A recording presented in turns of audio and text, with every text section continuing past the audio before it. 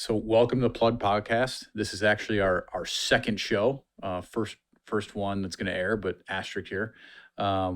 We didn't really get into the what the plug was in our Yeah. last interview, and I think we're going to start there and tell people what the plug is and kind of how we came up with it. So Yeah, well, I think last time it was our first crack at, like, you and I have never done this before. So I think we did a little like regrouping, kind of looked at the things that Watch went some well. film. Yeah, we watched some film for sure. And we had gotten those pictures back and you posted it, and we'd gotten a lot of feedback, right? From We thought two people would like it. I thought maybe 5 people, right? And it was like, what did we say? Like, did we say, like, is this going to even be good? And did we You get were into- upstairs and you said, well, yeah, all two people are going to watch this. Like, For who sure. cares? For sure.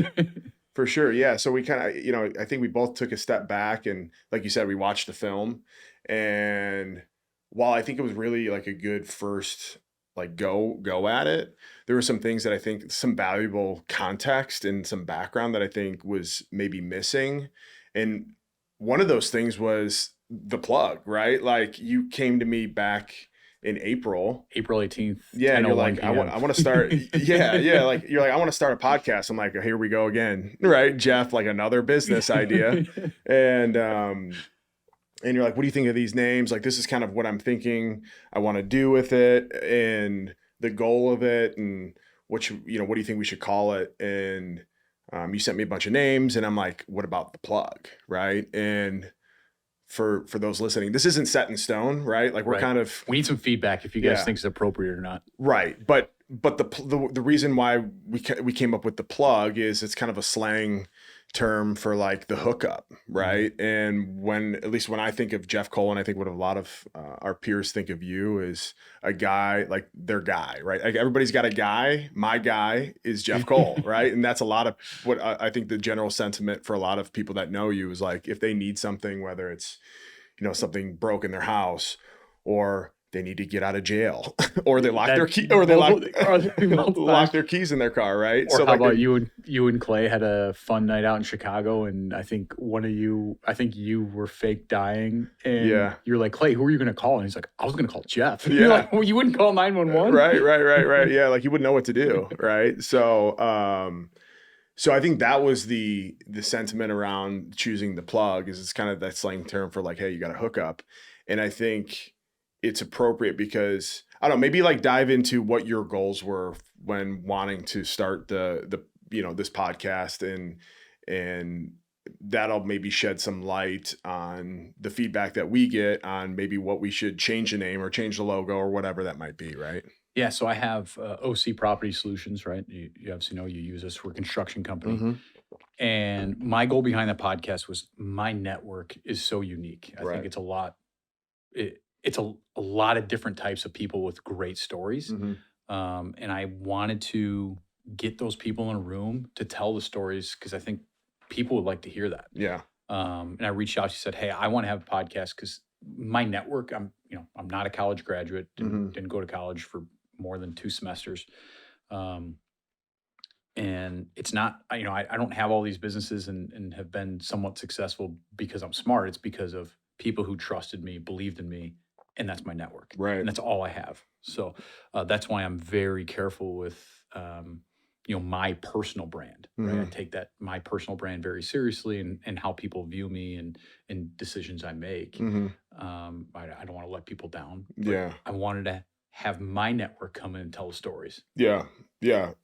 And just from the stories I've heard from you and the people that you've met along the way, I'm like, I think that's an awesome idea, right? To get people in here, because one of the things I always do, and I think you do similar, is I love learning about what people do in their, whether it's a hobby or for a living, right? And I love learning about, like, how did you get into that, and the steps that they took to get there, and kind of the trials and tribulations, because I think a lot of people think that success just happens, or You wake up one day. yeah, and they don't really see the peaks and the valleys of that. And so I look at you and just all the different businesses that you've had, and it's not like they've all been super successful, right? And so I just love hearing, like, people's stories, and And some, like I said, some of the stories that I've heard from the people in your network, it's wild. And I think that you starting this and having those guests with really cool stories on,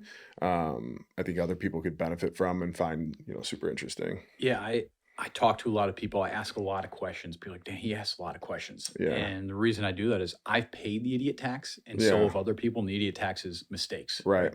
If I can ask people enough questions and hear their stories and what they did well and what they didn't do well, Mm-hmm. like I don't have to pay that idiot tax. Yeah. So that's why, I like asking people questions. I think this is a great format to do that for other people to learn. For sure. For sure. Yeah. So ultimately, like, I think that story in the background there, we just kind of left out on the last podcast, which is fine, because I think, I'm new to this, you're new to this. We Right. kind of didn't really know how to navigate this space, and it kind of felt more like, hey, this is kind of an interview, but it just needs to be casual with a little bit of like, hey, this is kind of how you envision this podcast moving forward. So yeah, so like right now we've got the plug open for suggestions, and whether it's a different name or whether it's a different logo Or a different host. yeah, or a different host, and we just leave, right? But yeah, and then just also like tying into like your company, right? Like what you're doing now, and maybe you can kind of share what that is. Yeah. So now, one of my main companies I'm focusing on is OC Property Solutions. Right. Right. We're electrical, plumbing, HVAC. We do excavation, foundation repair, and then we have a insurance mitigation and construction division. So, having some business owners on, coming here and telling their story. I work with a lot of other business owners in every industry. Mm-hmm. Help each other out. That's kind of my MO is, help people. I enjoy Mm-hmm. helping people. That's my high. Like when I get to help someone see a smile on their face or get them out of jail or get them out of a bind. I have never gotten pat out of jail, Yes. just to be clear. Yeah. These have been Patches. Here's the stories. Yes. Thank goodness. It's not too late though. So just helping people out is my high. And Yeah. this is, I feel like, another way I can help people out. Yeah, man. It's awesome. Yeah. And I think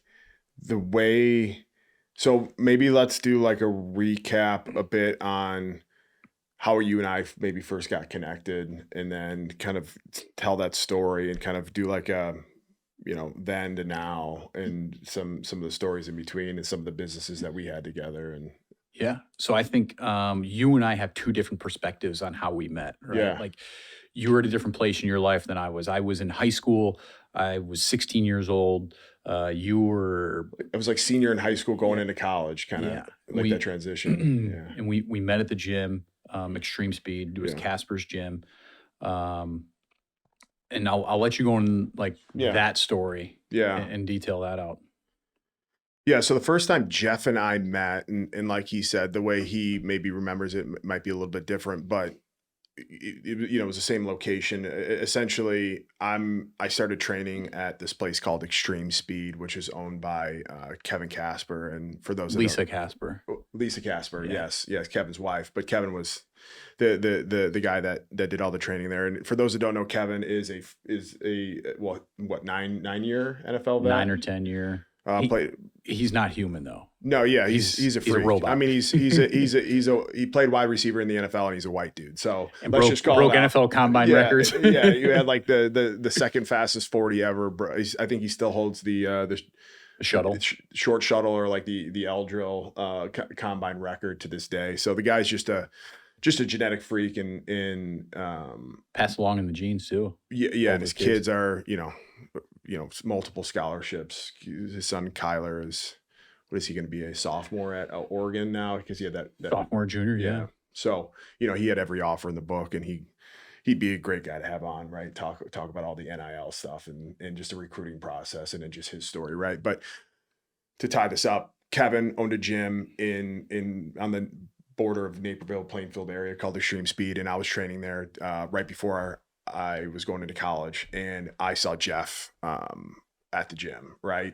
But I didn't see you in the typical way that I see a lot of the other guys that were there, in the sense that like you weren't, when I saw you there, it wasn't like you were training, like you were working there. I was cleaning the toilets. Right.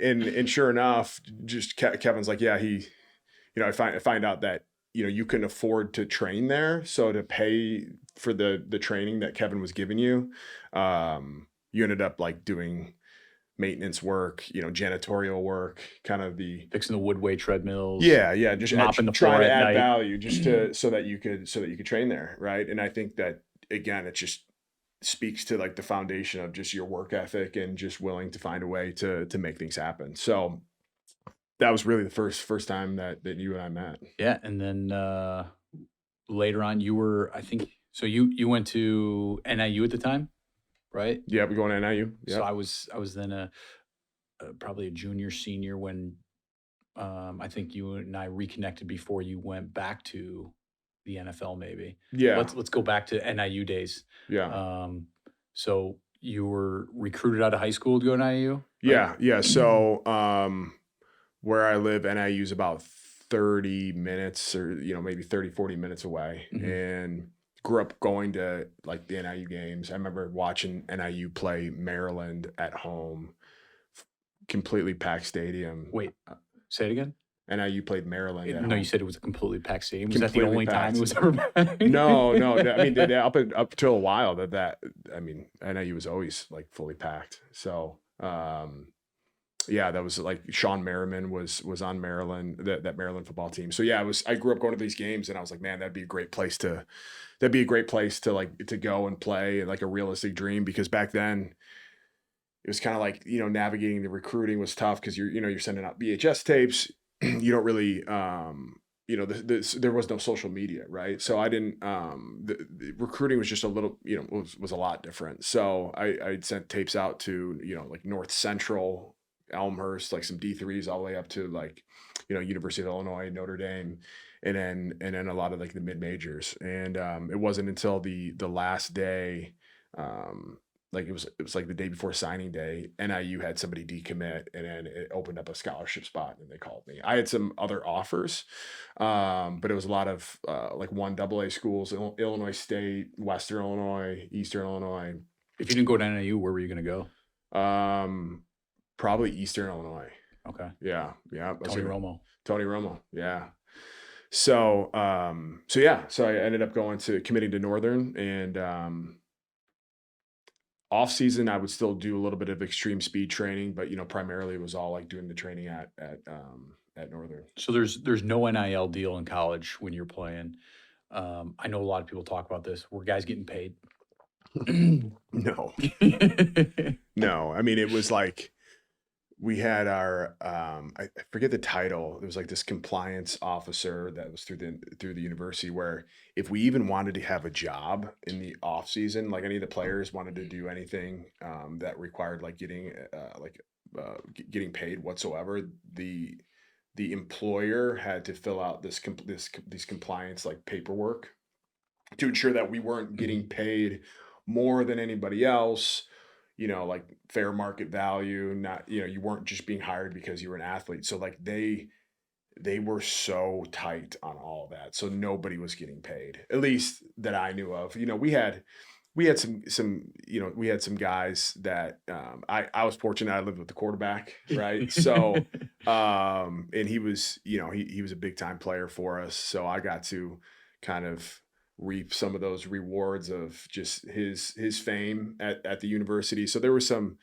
guys that attached themselves to the program and took care of us from like dinners and things like that, which was cool. But right, like in comparison to what it is now, it's Yeah, I remember when I was in my 1 year of college at Bemidji State, I was making fishing lures. That was miserable. yeah for like a Fishing store. Oh, no kidding. Yeah. That's kind of cool though. Package them up, sit in a cold, dark warehouse in Yeah. the middle of January, and Yeah. start packaging up fishing lures, and you walk out of there, You're, all your fingers hurt. yeah. I had no idea you did that. Yeah. So, which Jody, that's where I met Jody Henningsen. Yeah, You remember yeah, Jody? So yeah. Jody was Canelan.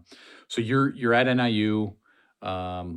Did you play freshman year? Did you play right away? What was that like? No, redshirted my freshman year.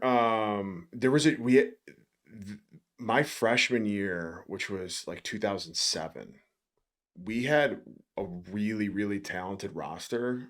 Like we had a few guys that ended up playing in the league, and then obviously the team that we ended up having later on that was there, like my freshman year, like we had a bunch of studs on that team, but we ended up going like 2-10.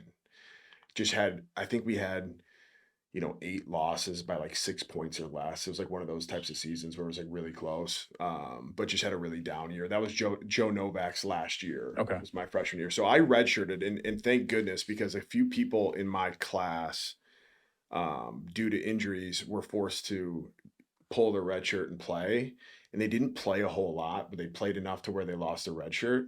And then by the time I was a fifth year senior, they had already graduated, and and we won a MAC championship my senior year, right? So like they missed out on that. They missed out on a lot of like stuff where it's like, hey, was it worth playing a little bit early on versus like being a stud later? Like if they would have had that one extra year, they could have had a chance maybe to play at the next level, or, just had another year with the guys. Right. So I was very fortunate that I did redshirt.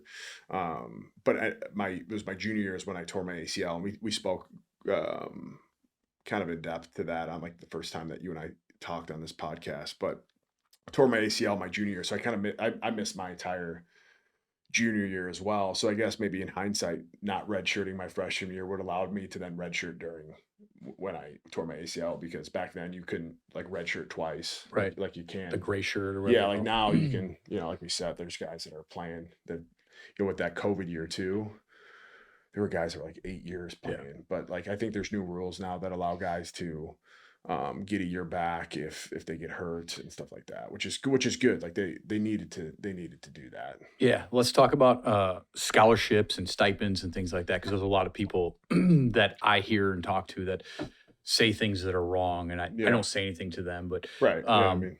in Division I, people like, oh, I have a half scholarship to play football. I'm like, those don't exist in Division I. In Division 1A, II. yeah. So let's talk about scholarships really quick, like how those work, at least in the Division I. Geez. I mean, I'm not like an expert, but yeah, I mean, I'd always hear like, oh, I got a half scholarship, and that from what my understanding, Division I, you either are on a full ride or you're not, right? Yeah. Where there's other sports like, wrestling, soccer, baseball, where they can like split scholarships up amongst different players, and they could be on a quarter scholarship or half scholarship. But yeah, I think it's just, again, I think this is just Division I that they do full rides or nothing.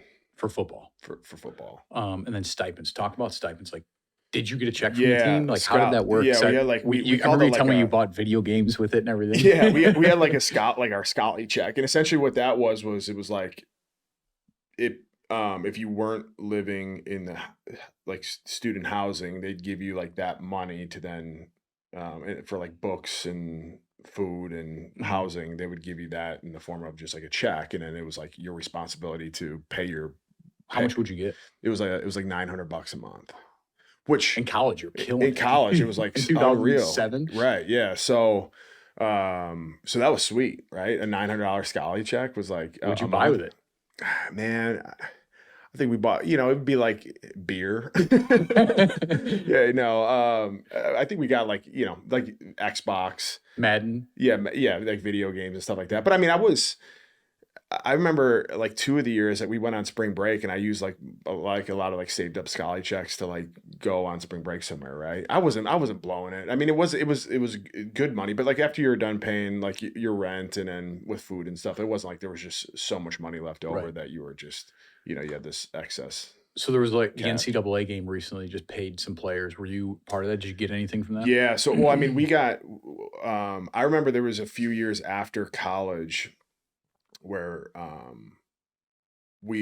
still be in a group chat with like my buddies that I played with at Northern, and it'd be like, oh, did you guys hear like the new settlement with like the NCAA game, right? So there was a settlement back then as well. Okay. And so I got paid like 2 separate times from the NCAA game, but now there's like a new settlement that I saw just dropped, but that only dates back to like players from 2014 on. Okay. So I think I'm cut off from getting it, but those were great, dude. Those were great. Like you get like a random like letter in the mail, be like, oh, like, you should be receiving like a $3,500 check or a $5,000 check. It was like like really good money, and it was like completely unexpected money that you weren't counting on. So you're like, Right. that's sweet, right? Yeah. So let's you went to NIU. Obviously, it's not an SEC. Right. Talk about the facility difference between a MAC to an SEC Yeah. and then to an SEC today. Yeah. Yeah. Well, when I had gotten one of the draws going to Northern, and let's be clear, we what are we? We won in. I don't know what our record is against SEC, but I do know that we are 1-0 against Bama, right? And that's all that matters. Now, my sophomore year, we went into Tennessee at Neyland Stadium, and I think we ended up that was a dogfight. That was Fulmer's, I think maybe last year at Tennessee, and I think we lost that game by like 3 points. It was a tight game. So, but back to your original question, I just needed to give NIU credit because you're like dogging at us like we don't have any fans. Like, dude, we packed the stadium. I don't know, like, have you ever been to a game? Apparently not. Yeah. But no, the facilities one of the draws of going to Northern coming out of high school is they had just built the Jordan Center, which was like this state of the art end zone facility that had, you know, the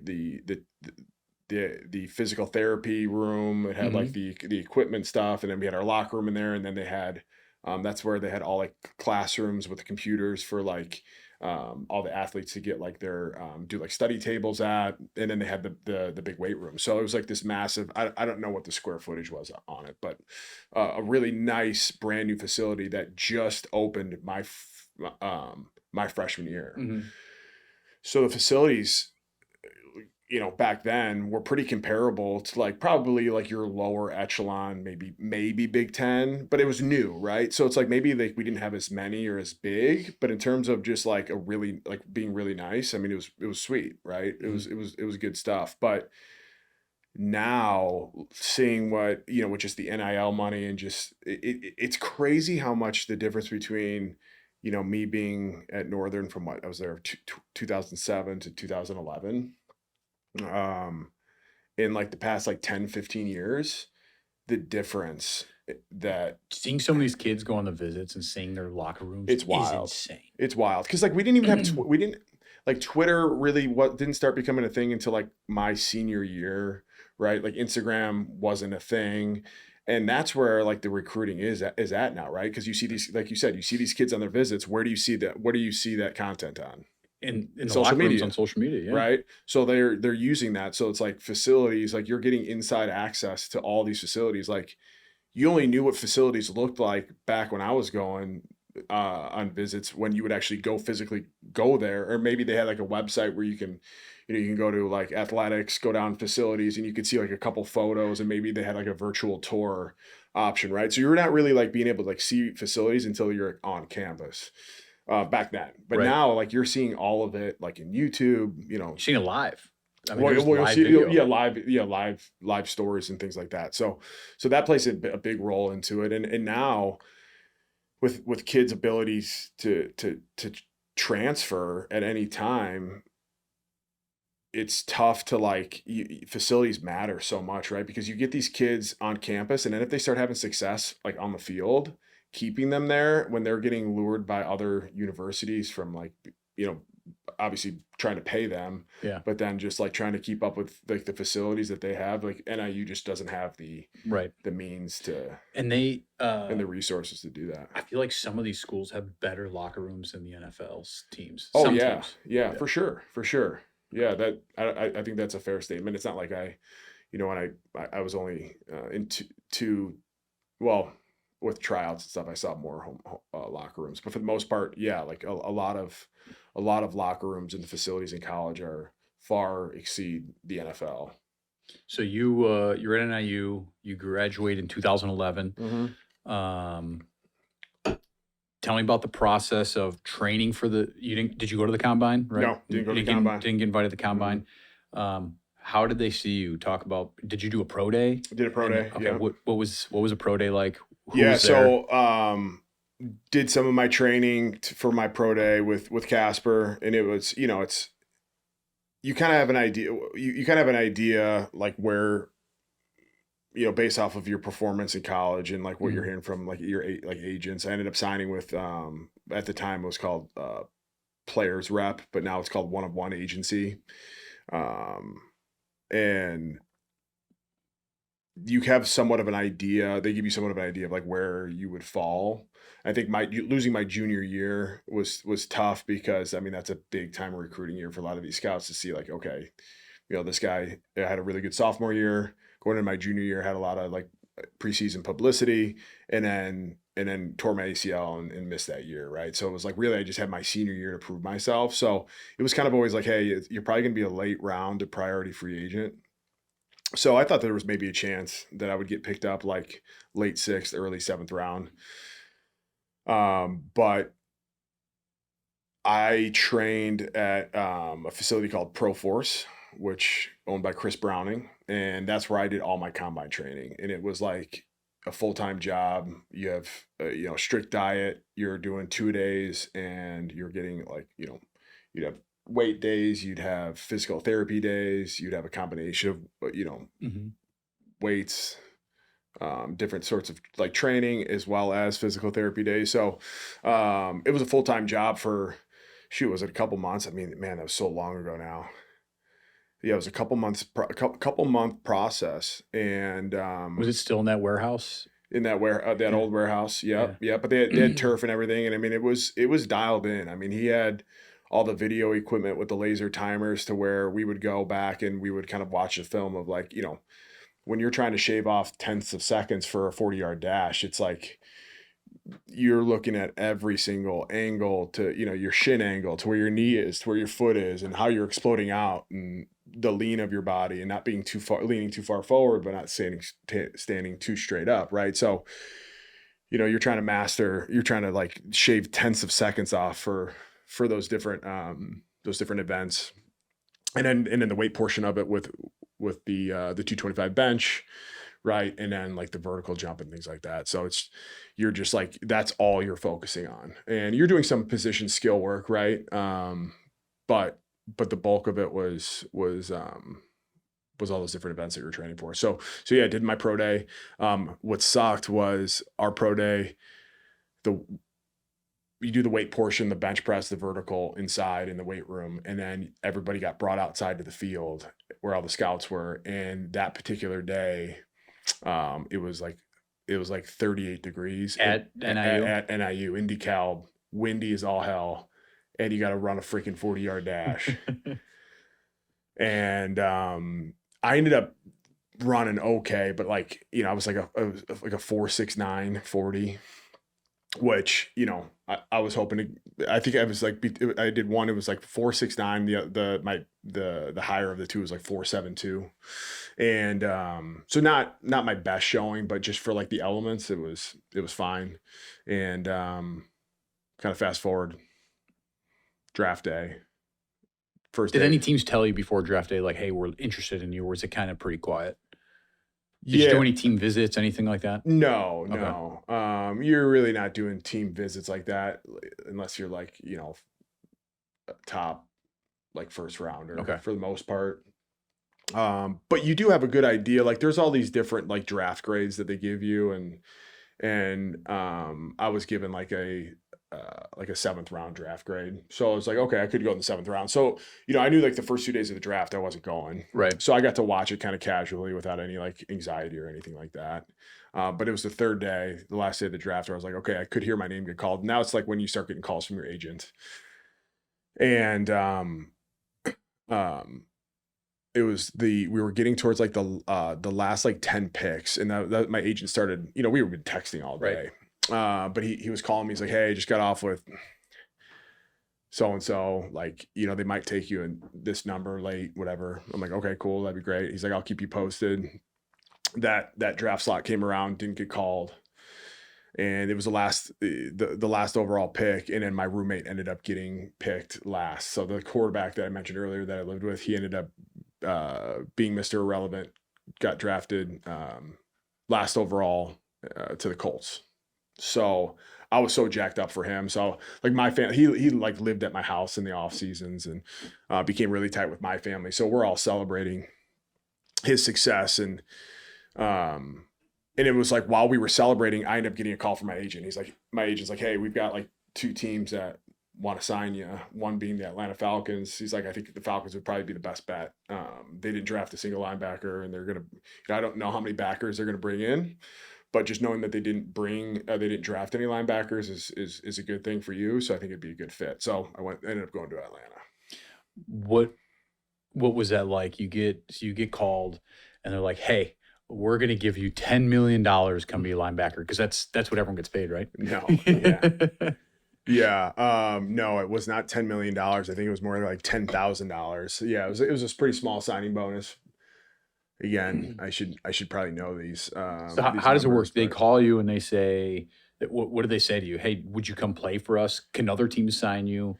No, it's a pretty quick process. It's kind of like, hey, like we're gonna they send like a contract over and you sign and but again, that's just signing you to like the 90-man off season roster, right? And then you go 90 guys all the way through up until training camp, and then training camp, you start with 90, and then they start making those cuts after so many preseason games. So when does football start? Like, yeah, when you played, what did it start in June? Did you have rookie camp? Did that start in? Yeah, we had like rookie mini camp was started first, and forgive me the dates. Maybe it was like June. Got hit too many times. Yeah, no, for sure.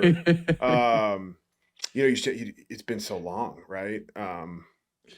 Yeah, I think June is when rookie minicamp starts, and then that rolls right into OTAs. Okay, explain what rookie minicamp is. Explain what mandatory. Explain the OTAs, like people that don't understand what that even means. Yeah. So rookie minicamp is just where all the rookies that they're bringing in that that off season. Is it only the rookies? Can vets come in?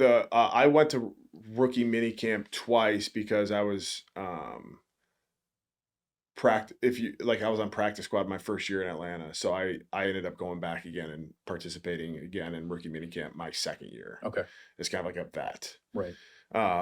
So yeah, no, it's just rookies or guys that were. And again, this could have changed in since my time, but that's how you did it back then. And it was, what was it, like a week or a couple days long. What do OTA stand for? 'Cause I hear on ESPN all the time. Yeah, organized team activities. Okay. Yeah, so mandatory?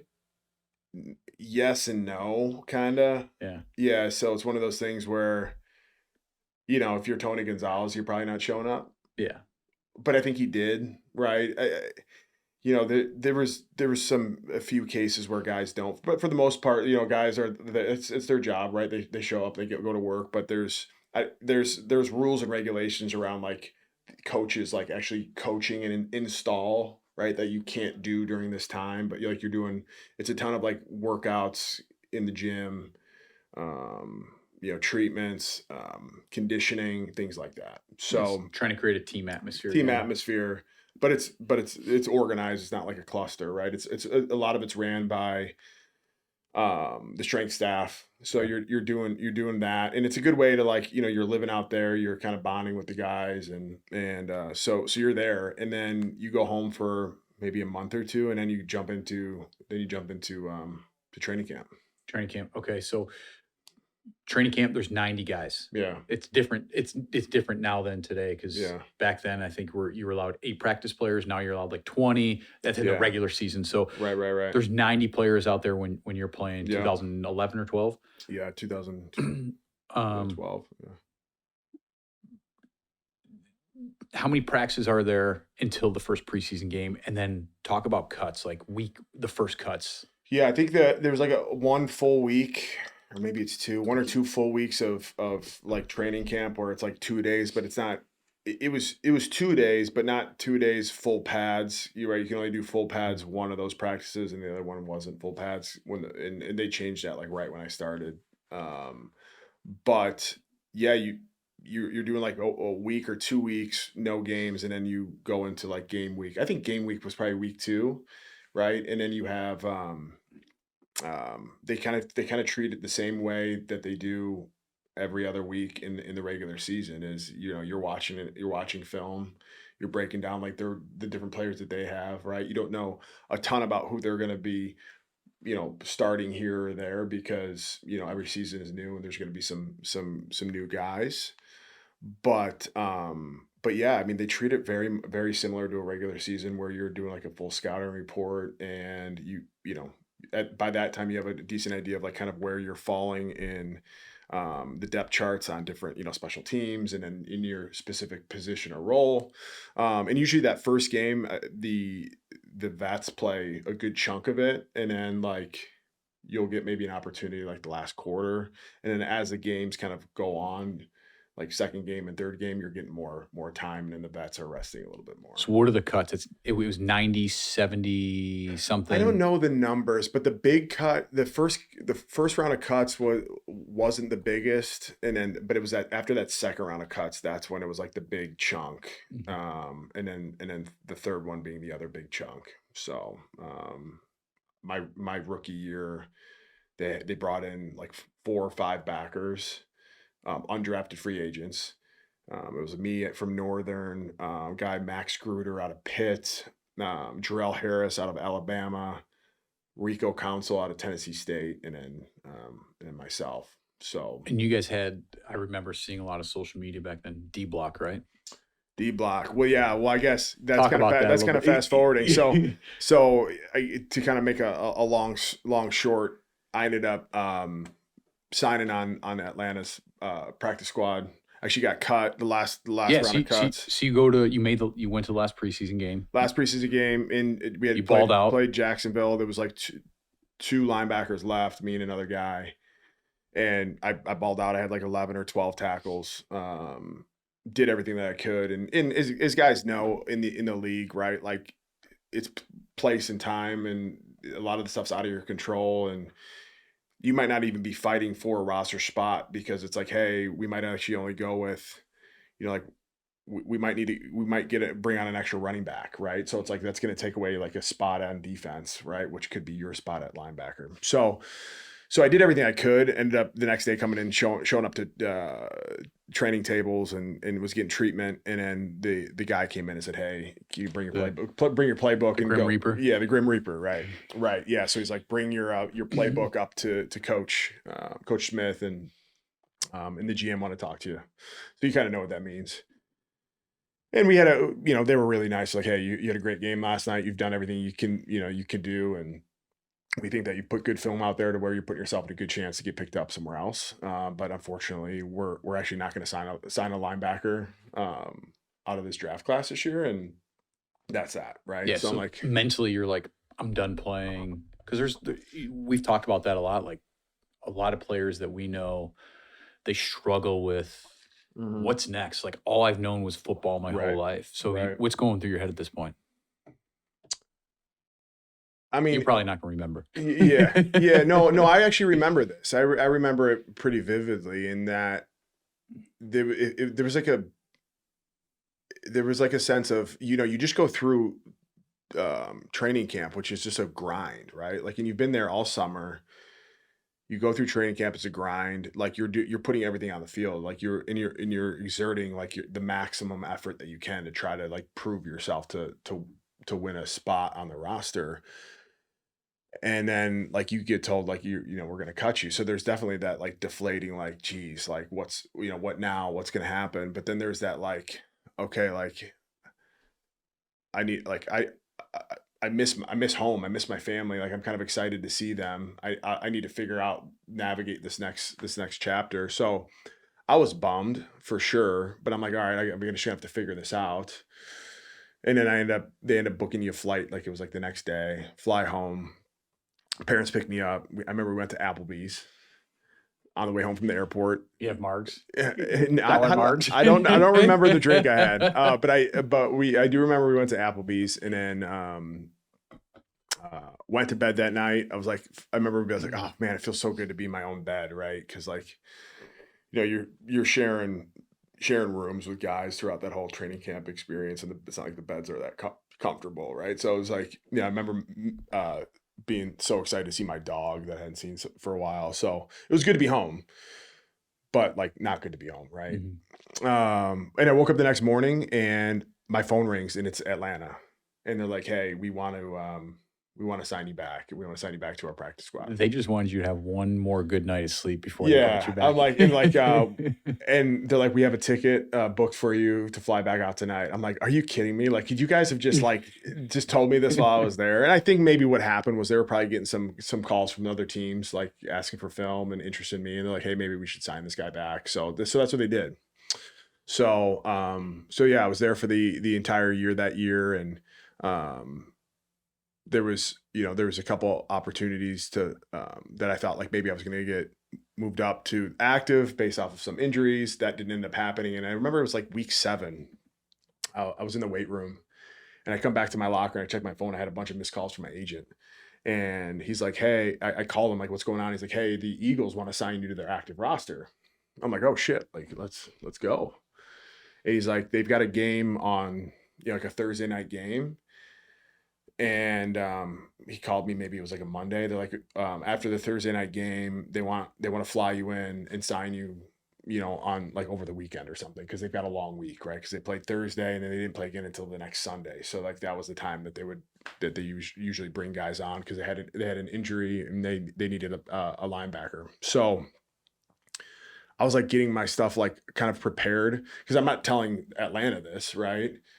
So it's kind of like on the DL, because I haven't signed yet and they haven't sent like any paperwork over, but I'm kind of doing all the background logistics on, okay, I've got like my apartment here. I've got like my furniture. Like I need to like hire a moving company to move all this stuff. And they ended up playing that Thursday night and they had like 3 corners go down or something like that. And the next day they're like, hey, we're gonna hold off on signing another linebacker because we need to fill like these spots at corner. And then it just didn't happen. So you're with Atlanta for OTAs, minicamp, all that. What number? There's a story behind this. What number were you wearing? Yeah. So I was okay. So I was 45 during OTAs in training camp, my rookie year, and then once I got like a roster spot on the practice squad, they moved me to number 50. Okay, so you have 50. Yeah. And you're wearing 50 on practice squad. Mm-hmm. And let me clarify this, because I think this is like important for people listening. This is like one of my biggest pet peeves too, because I think naturally I'm going to defend like practice squad, but I think like the general like population just like walking the streets, when they think like practice squad guys are literally guys that like they're pulling off the street and like just using as like tackling dummies. And it would just like piss me off so much, because like, yes, I didn't have an active roster spot. I was just on practice squad, but like they think that, I think most people think that like you don't have a locker. I have people come up to me like, hey, do you know Matt Ryan? And like, or do you know Julio? I'm like, yeah, like I go to work with them every day. Like my locker is right next to Matt's, right? Like I talk to Matt, like I think there's just this, I think they probably could do a better job in not calling it practice squad and just maybe like calling it just like I don't know what they would call it, but it would always bother me, because it was like, yeah, like you're on the team, you're doing everything the same. No, they keep you segregated, separated to a whole nother different parking lots. Yeah. I wear some yellow jersey and I'm just getting absolutely don't talk to him. Destroyed. Yeah, like you don't really, when you're like nobody really knows who's like on practice squad for the most, like it's not like you're treated differently at all. And then a lot of times the practice squad guys eat at a different lunch table. Yeah, no, they I mean they get you're active this week and then you're not active like the next, because of just different circumstances. So in Atlanta they actually only had 4 active backers, okay, which is kind of light for being a 3-4, and I was the 5th linebacker on practice squad. And then back then, right, different than now, is that there was 4 defensive practice squad guys and then 4 offensive practice squad guys. Now there's like 20. Yeah. And then you could be a veteran and go on practice squad, where back then, like if you had X amount of active years, you were, you're not able to go on to the practice squad. So it's changed quite a bit, but I digress. So you're wearing number 50 wearing on number 50. Squad. Yeah. On the P squad, and was there all year. Then going to year 2 there, do rookie minicamp again, go through OTAs again, go through training camp again. And it was during training camp, we had signed OCU Manora from the Giants. that year or that off season. So he was with us all that time. And then during training camp, I remember it was our second preseason game. We were playing the Ravens away in Baltimore. And I'm on it was like an offensive series. I'm on the bench and OC sit next to me. And this was pretty early in the game. And he's like, hey, he said, I've been talking like with my family. I think I want to change my number, and I kind of like 50. And I'm like, and at the time I'm wearing 50 and he's 90, right? Because he was 90 when he was with the Giants, 90 in Atlanta. He's like, I don't know if he just wanted kind of a new identity, but he wanted a 50s number. And I'm like, okay. And I'm thinking like, he's like, hey, just so you know, like tomorrow, like you're going to be 90 and I'm going to be 50. Great. Cause like he had that, he's a vet. He's not just a vet. Like he's a guy that we paid a lot of money for. So for the most part, like those guys, you know, they get what they want. And he's like, so the next thing was, he's like, how much you want for it? I'm like, okay. Like he's going to ask me how much I want for it. I'm going to tell him how much I want for it.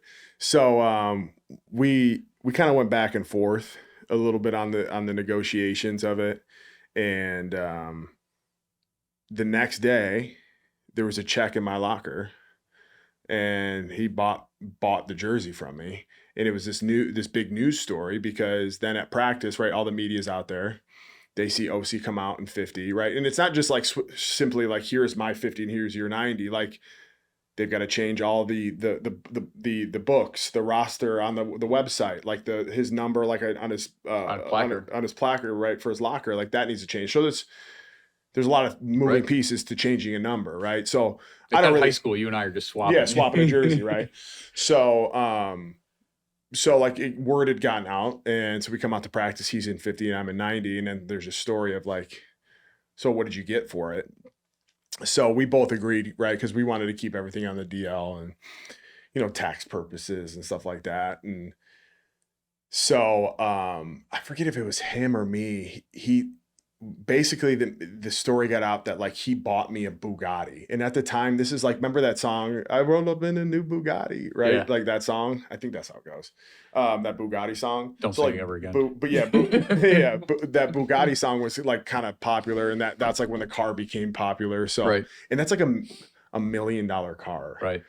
So the fact that like media even like remotely thought that this was true was just mind blowing. But they rolled like they like did like, you can look up now in the archives, like, did Pat Schiller really receive a Bugatti from OCU Manura for this, you know, for the jersey number? So yeah, so there was like this big media story around like what I got for it, and then I ultimately just said no, I didn't get a Bugatti. I said he ended up taking me out to like a nice dinner, and they just kind of left it at that. So not everybody makes a lot of money in the NFL, and I think that's a misconception. People are like, oh, you play in the NFL, you must be a millionaire, right? So most guys are just getting league minimum, which now is crazy high. Which now is way higher than what it was. I think league minimum this year is $1 million. Yeah, could be a little bit higher, but back then it was like 300. I think league minimum was 405. Okay. Which, by the way, people would be like, 405, that's a lot. Well, and what a lot of people don't realize too is that the first round draft pick, first overall pick, and let's just say me, if we were both on the active roster year one, we would both be making back then $405,000, the same pay. Now, where the first overall pick is making way more than me is on the signing bonus, right, from signing when he was drafted, and then like other endorsements. But in terms of just like your salary, you get paid based off of like, you know, the years that you're there. And then there's I think now I can look it up. What is it? There's a thing now called player, or not now, but NFL. There's player performance. So like, and I'll make these numbers up. Tom Brady, who makes, you know, $25 million in a year, and Pat Schiller, who's making, you know, $400,000, you get paid each snap, right? Where Tom might get 2 pennies a snap, and you're getting wait, what? The player performance. Oh yeah, there's like like usually it's like you know, you start doing that like your second contract, and you negotiate some of those like incentives like that for sure. Yeah, year one right now, your rookie year they call year zero. According to the 2024 CBA, which is a collective bargaining agreement, is $750K. So my year, let's see what it was. What was it back in 2012?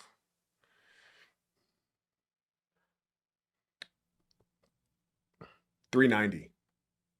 Now, some people are like, oh my gosh, that's a ton of money. It's like, Yeah. when you pay the union, you pay your Yeah. taxes, you have other dues, then you're kind of forced to donate some too. Like, hey, I have this party, you're coming. Right. So there's some.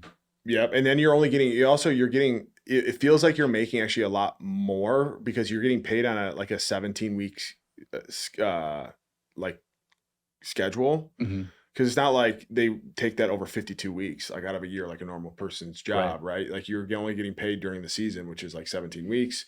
So those checks that you're getting are seem like they're a lot higher because you're thinking like these are coming in like, bi-weekly or monthly checks. Mm-hmm. And like, these are going to keep coming in, but then like once the season's done, that stops. So, you definitely have to be careful with your money, but it is just super interesting to think like in 2012, for rookie, it was 390 and now it's 750. That's crazy. How many practice squad players? Now, verse now. Yeah, go ahead. What do practice squad players make?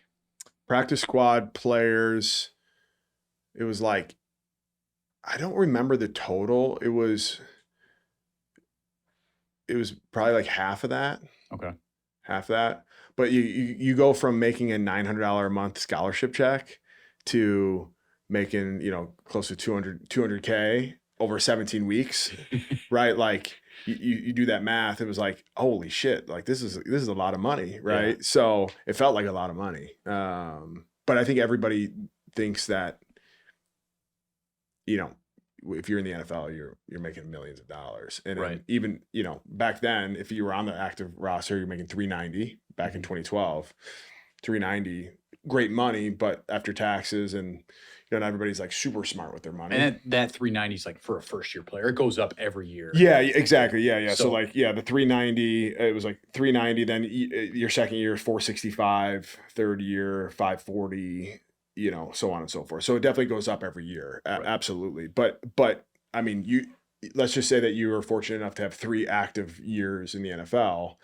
You do that math. I mean, you're not retiring off of that, right? By any means. If you play one down in the NFL, do you get a pension? No, right? No. A lot of people think, oh yeah, he's got this great pension. Mm-hmm. You have to be vested. Right. It's how many years? It's 3 years and 3 games, I think. 3 years, 3 games, which is essentially you just call it 4 years, right? Like if you're there for the 3 games on the 4th year, that's your 4th year. It's 4 active years. Okay. So so they did do this cool thing now where it's like if you've had 2 practice squad years, it counts as 1 active year. Okay. Right.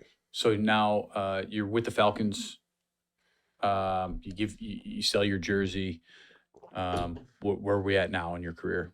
Yeah. So now we get to the 4th preseason game. I end up getting cut. So kind of felt bad for OC because he could have just got that number for free. But I remember going up to him after I got cut because, you go up to your boys and you're like, hey, they're like, damn, dude, sorry to hear, blah, blah, blah. Mm-hmm. And so I go to OC. I'm like, hey, I can give you, like, I can send you that money back. And dude, one of the coolest things, he's like, man, you need that more than I do. So he's like, you keep that. And I'm like, man, that's cool, right? Like a guy, like he could have just been like, yeah, like I'd like that back, please, right? Because it wasn't a little number. No, it wasn't. It wasn't hundreds of thousands of dollars, but it was thousands of dollars, right? Mm-hmm. So, man, when he said that, I was like, yeah, that's cool. Like, I'm a big OC fan, for life after that. So that was cool that he did that. Treat people right. Treat people the way you want to be treated. For sure. So I got cut. Yeah, I got cut. You go home. Where'd you go? Yeah. Well, I mean, I've got my apartment, all my stuff, right? I've been there for like going on 2 years now. So I was like, okay, like, the logistics of trying to move everything. So, had like the storage unit back in Chicago that I had everything sent to a moving company, bring all my stuff. And it was like, okay, where do I go? Can I, is there teams calling? So it's just a lot of like getting on the phone with your agent and seeing like where there's interest. So I remember going to the Texans for a workout, didn't get signed. I went to Carolina for a workout, didn't get signed there. And then, I said on the last conversation that we had that the Calgary Stampede CFL came calling, and I ended up going to the mini camp in Bradenton, Florida with them. So I was thinking like, all right, it looks like I'm going to do the CFL thing. And it's like right before I was going to sign with them that the St. Louis Rams called. And this was 2014. And one of the guys that was in Atlanta when I was there, ran Carthon with like Les Snead, called my agent. We're like, hey, like, we remember Pat in Atlanta, good player. You know, we want to see him do a workout for us before going to training camp. So then I go down to St. Louis, do a workout, and ended up having a pretty good workout, and ended up getting signed. Signed with the Rams in 2014. So then with the Rams, it's like the fourth preseason game, and ended up just having a bad neck injury, herniated. Talk about that. Just football in itself. Guys are like, oh, it's like being in a car crash. Like, Yeah. every play. Talk about the games. Like, how did you feel afterwards? And it's a different pace from high school to college to the NFL. Like, Yeah.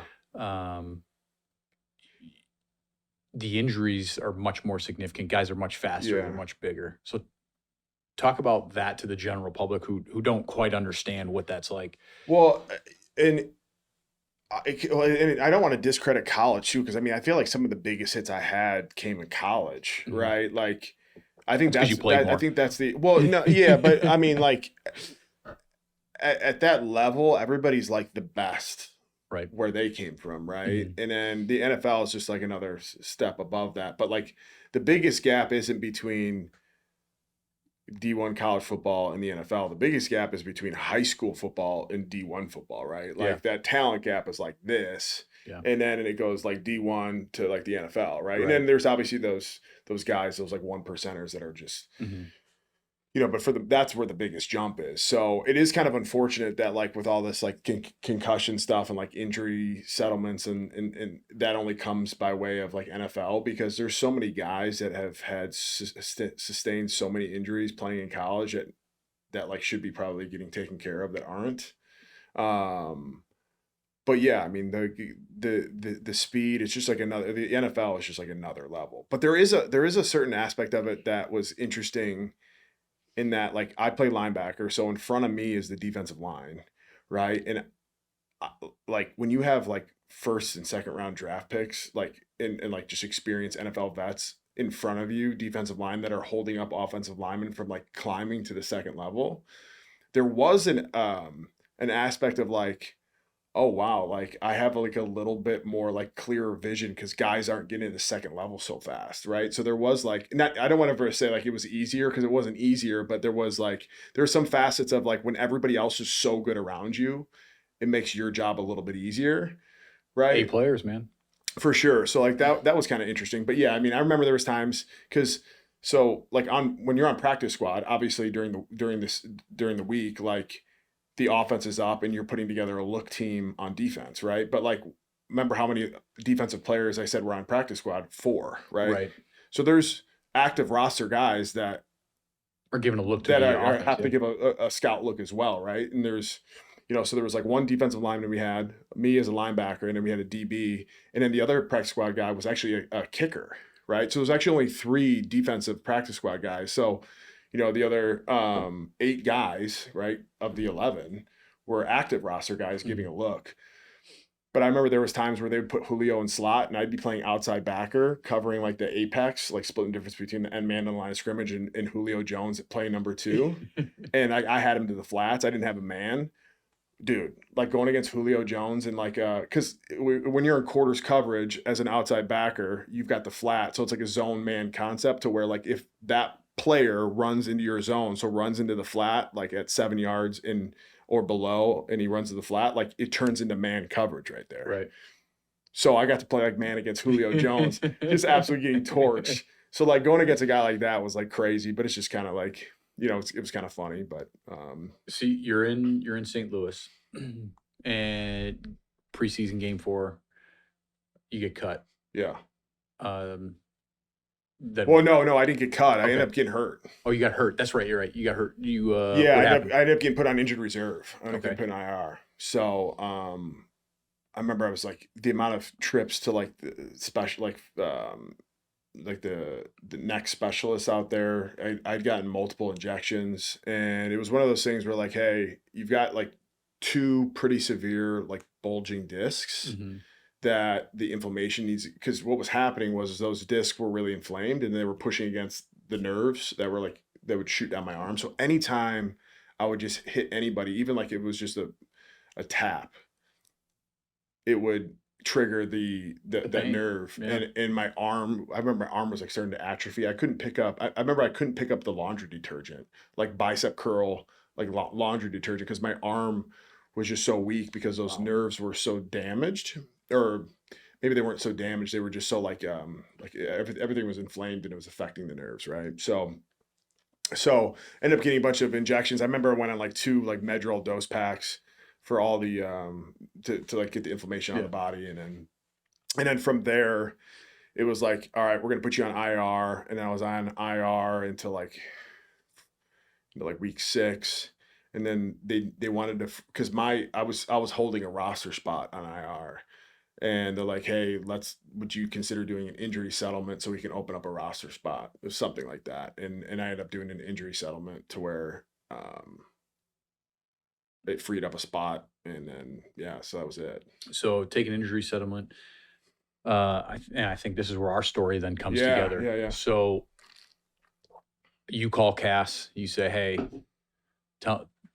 yeah, so Casper, we'll go back and like Casper's been a big part of my life and your life, and and obviously obviously throughout my like NFL stuff, like I'd keep, I'd talk to Casper daily. Right. How's it going? How you doing? How you looking compared to the other guys? Are you going to make the team? Blah, blah, blah.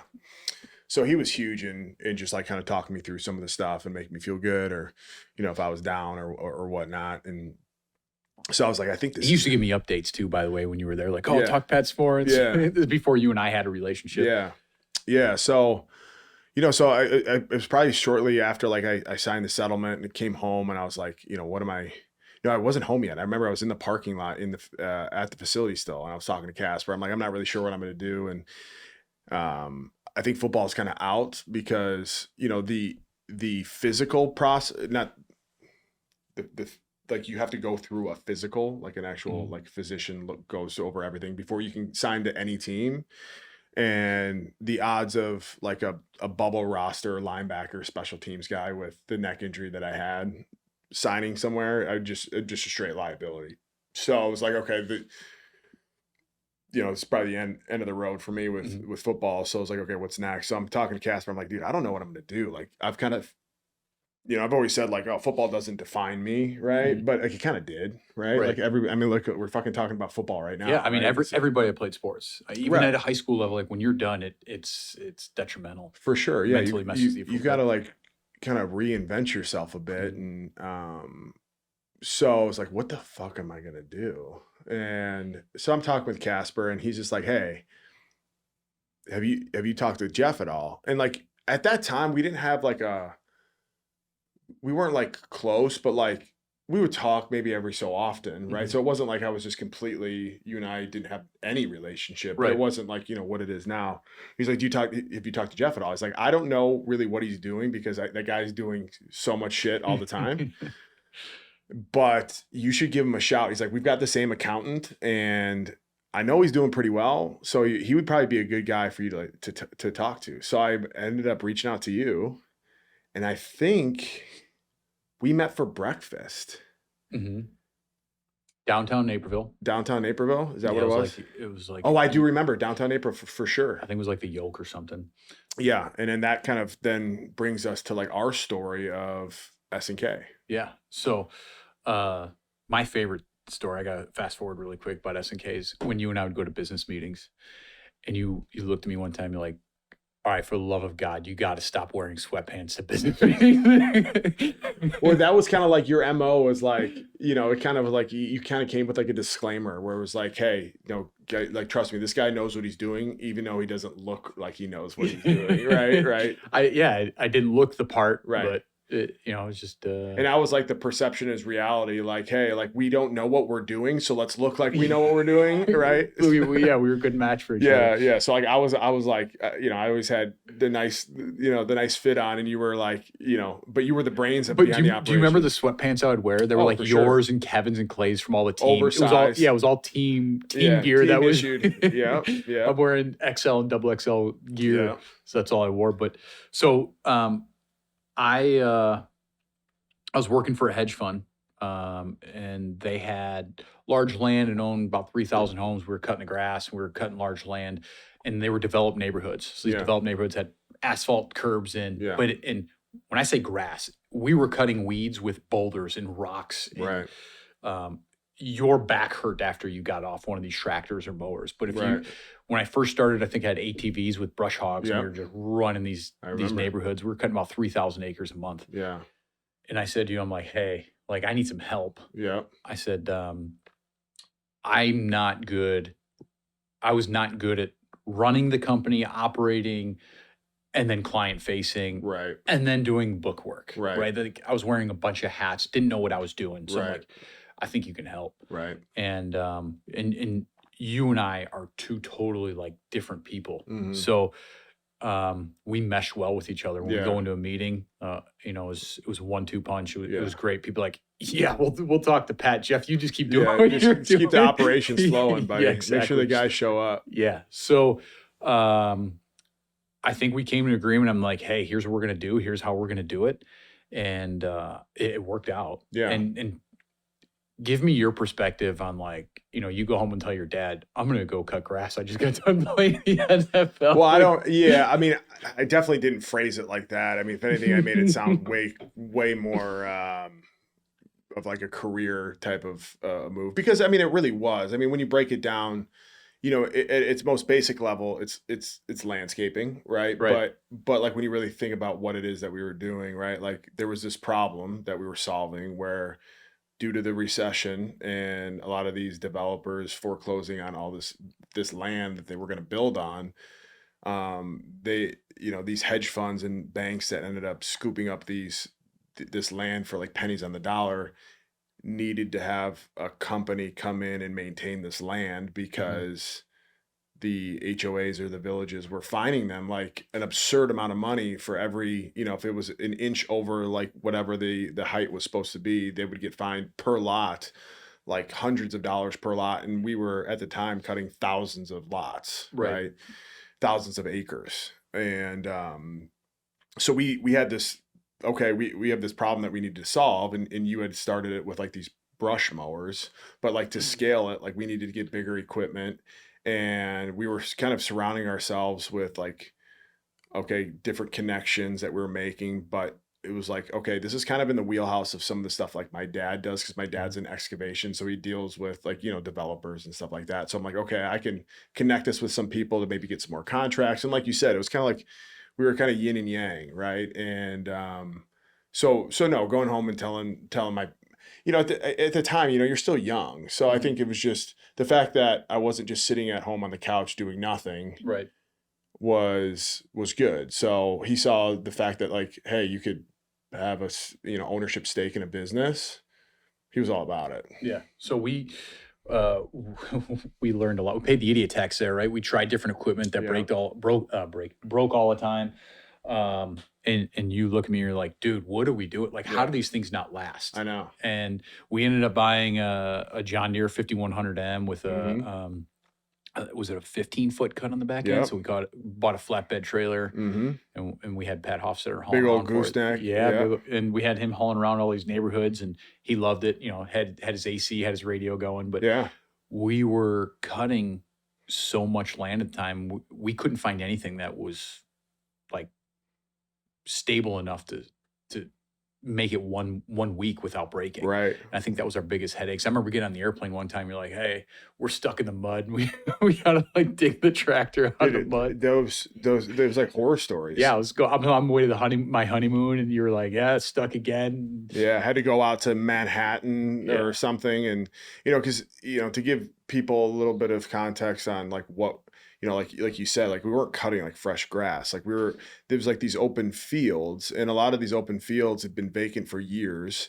So then you had like these people that, whether it was people in the trades or scrappers that would dump their like trash into these fields. It would, mattresses, you name it, and in this overgrown brush, and you can't see it. So like, you remember driving in those tractors, like, because you and I would operated all the tractors that we had. Right. I would describe it kind of like, when you're driving with your check engine light on, you drive differently. You drive like you turn the radio down, and it's like a stressful drive versus like, when your car is driving fine and you don't have a care in the world. It's like stressful driving the whole time because you're just kind of waiting, and then as soon as you started to hear that blade in the back go, you're like, oh no, and you try to cut it off real quick before it does too much damage. You lift that batwing up, and next thing you know, it's a pile of concrete bricks. You said like mattress, and you can't see it until you're over it because we weren't cutting grass. It was like high brush. Right. And that shit would grow so fast. It was like, we would cut it one day, and then it would be like 3 weeks later it'd be just as high again. Right. But really, the most stressful cuts though were like the first time we'd go in there, those initial cuts when it was like, we would go in there, was the brush was 7 feet tall, 8 feet tall. Right. So yeah, man. So you and I, we have S&K, and we started losing lots. Yeah, we started losing lots because, and just like the they're reason building why homes. They're building homes, right? Like sounds like they're firing us. Yeah, I still work, or we still work with some of these people today. 510 or BLT or no, I do SR Jacobson. This is Avanti out of Florida. Yeah. So, I come to you with like probably 2 different business ideas a week all the time. Yeah, and my next idea was like, hey, well. No, I think this was my idea. This was one of the few ideas that I think we were operating out of. We were operating out of my my garage, which I lived on 3 acres at the time. Yeah. Do you remember on Perkins? Perkins. Yeah. Perkins. So we're operating out of Perkins, and my neighbors probably think I'm crazy. I got 10 trailers, 20 trucks in the drive. Remember building that fuel the fuel cell on the trailer? Yeah, I still have pictures that I see every once in a while. Too. I look back, I'm like, we're a bunch of idiots. Yeah. So we're trying to make things more efficient, right? And you said, Jeff, we got to stop running out of your house. Like, we have all these employees, we have people coming to your house. It's just, let's get a shop. So I think, did we own the yard first, or did we get the shop first? Are you getting into the erosion stuff, or no? I was going into us buying the land. Okay, we bought the industrial lot. So I don't know. I don't remember if we got the shop first or we got the land first. Yeah, I don't remember either. I think no, we were looking at the shop, and then when we were looking at the shop, we're like, "What's this land across the street? That'd be cool to have." Yeah, so we bought the land, and we started renting out to people just like us, landscapers and truckers, and we were making, that was like another side subdivided hustle. The lot to like, okay, this from here to here, the landscape company, is renting this space. We had like truckers that had slots there. We ran electric that we're still paying for. I think we're paying. No, I think that's the Xfinity bill we're paying for. Yeah, so we're starting to lose lots. We had that going, and then you're like, hey, I have an idea.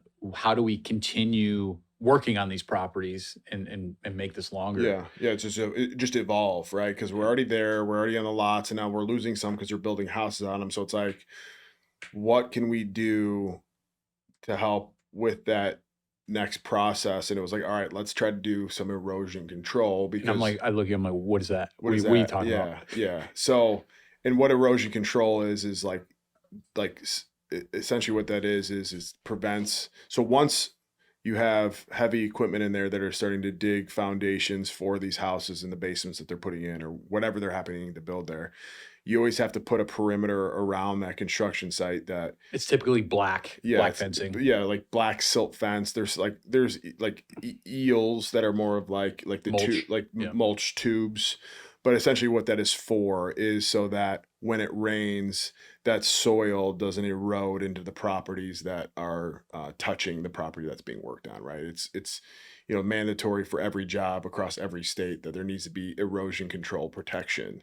So I was like, okay, we could do this, and this could be another way that we could, expand our business, because while we're losing those lots from actually cutting them, we'll be able to profit off of those lots through the erosion control. So that's when we got into the silt fence, where we're digging, trenching for, the residential jobs weren't that bad, but it was like the 10,000 lineal feet of trenching that we had to do for these large scale commercial projects. You're out there for days. Yeah, and you're in a dead of the summer, you're trenching, like 2 feet down. No, and maybe not 2 feet, probably 1.5 feet down. And you've got these 50-foot rolled up silt fence with wood posts, and those rolled up, I think they were like 70 pounds or something like that. Yeah, it was close to 100. Close to 100 pounds per roll,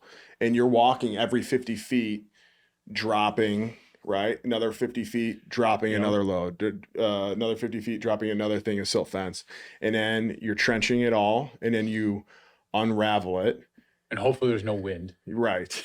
And then you're placing this into the trench, and then you're pulling it taut while somebody pulls it, and the other person's got a sledgehammer, and they're pounding. Every 5 feet there's a stake. Yeah. Every 5 feet there's a stake, right? So we did that for a while, and then we were at that time we moved into this shop, and we had this yard, this vacant, gravel yard across the street from our shop. So we were renting the shop, but we owned the yard. But it was convenient because we operated right next door to the lot that we owned. But in the lot, in the office unit, like next door to ours, is when you met this so guy. Then I think this is after I started the med spa, and I met this guy. He was a neighbor of ours who we ended up, I think, renting his unit too when he left. Yeah.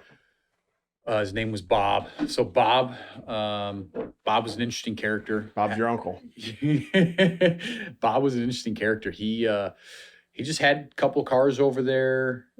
He was doing some stuff with his daughter and his wife over there. It was a personal garage for him, right? To keep his car clean, hang out, just a hangout thing. He was a retired guy, a former CEO of some companies. And he had a call one day, and he got called in to operate ReaderLink. ReaderLink is one of the largest publishing companies, in the United States. I think in the world. Yeah. And they do a lot of Amazon ebooks and all that stuff. But I don't know why he called me. I mean, I think I know why he called me, but I don't. Did he call you, or did you run into him at the shop? No, he called me. Okay. He called me, and he's like, "Hey, I know you and Pat aren't that busy," and he liked you and I a lot, right? Yeah. Like, we talked to him. And this is I was just the guy, like, everyone liked talking to us. Right. So he calls me, and he's like, "Hey, I have this problem. I think maybe you can help me out." I said, "Sure. I have no clue what you're talking about. Let me come and see what you're talking about. We'll see if we can put something together." So I walk in this warehouse, and it's, I feel like 500,000 square feet.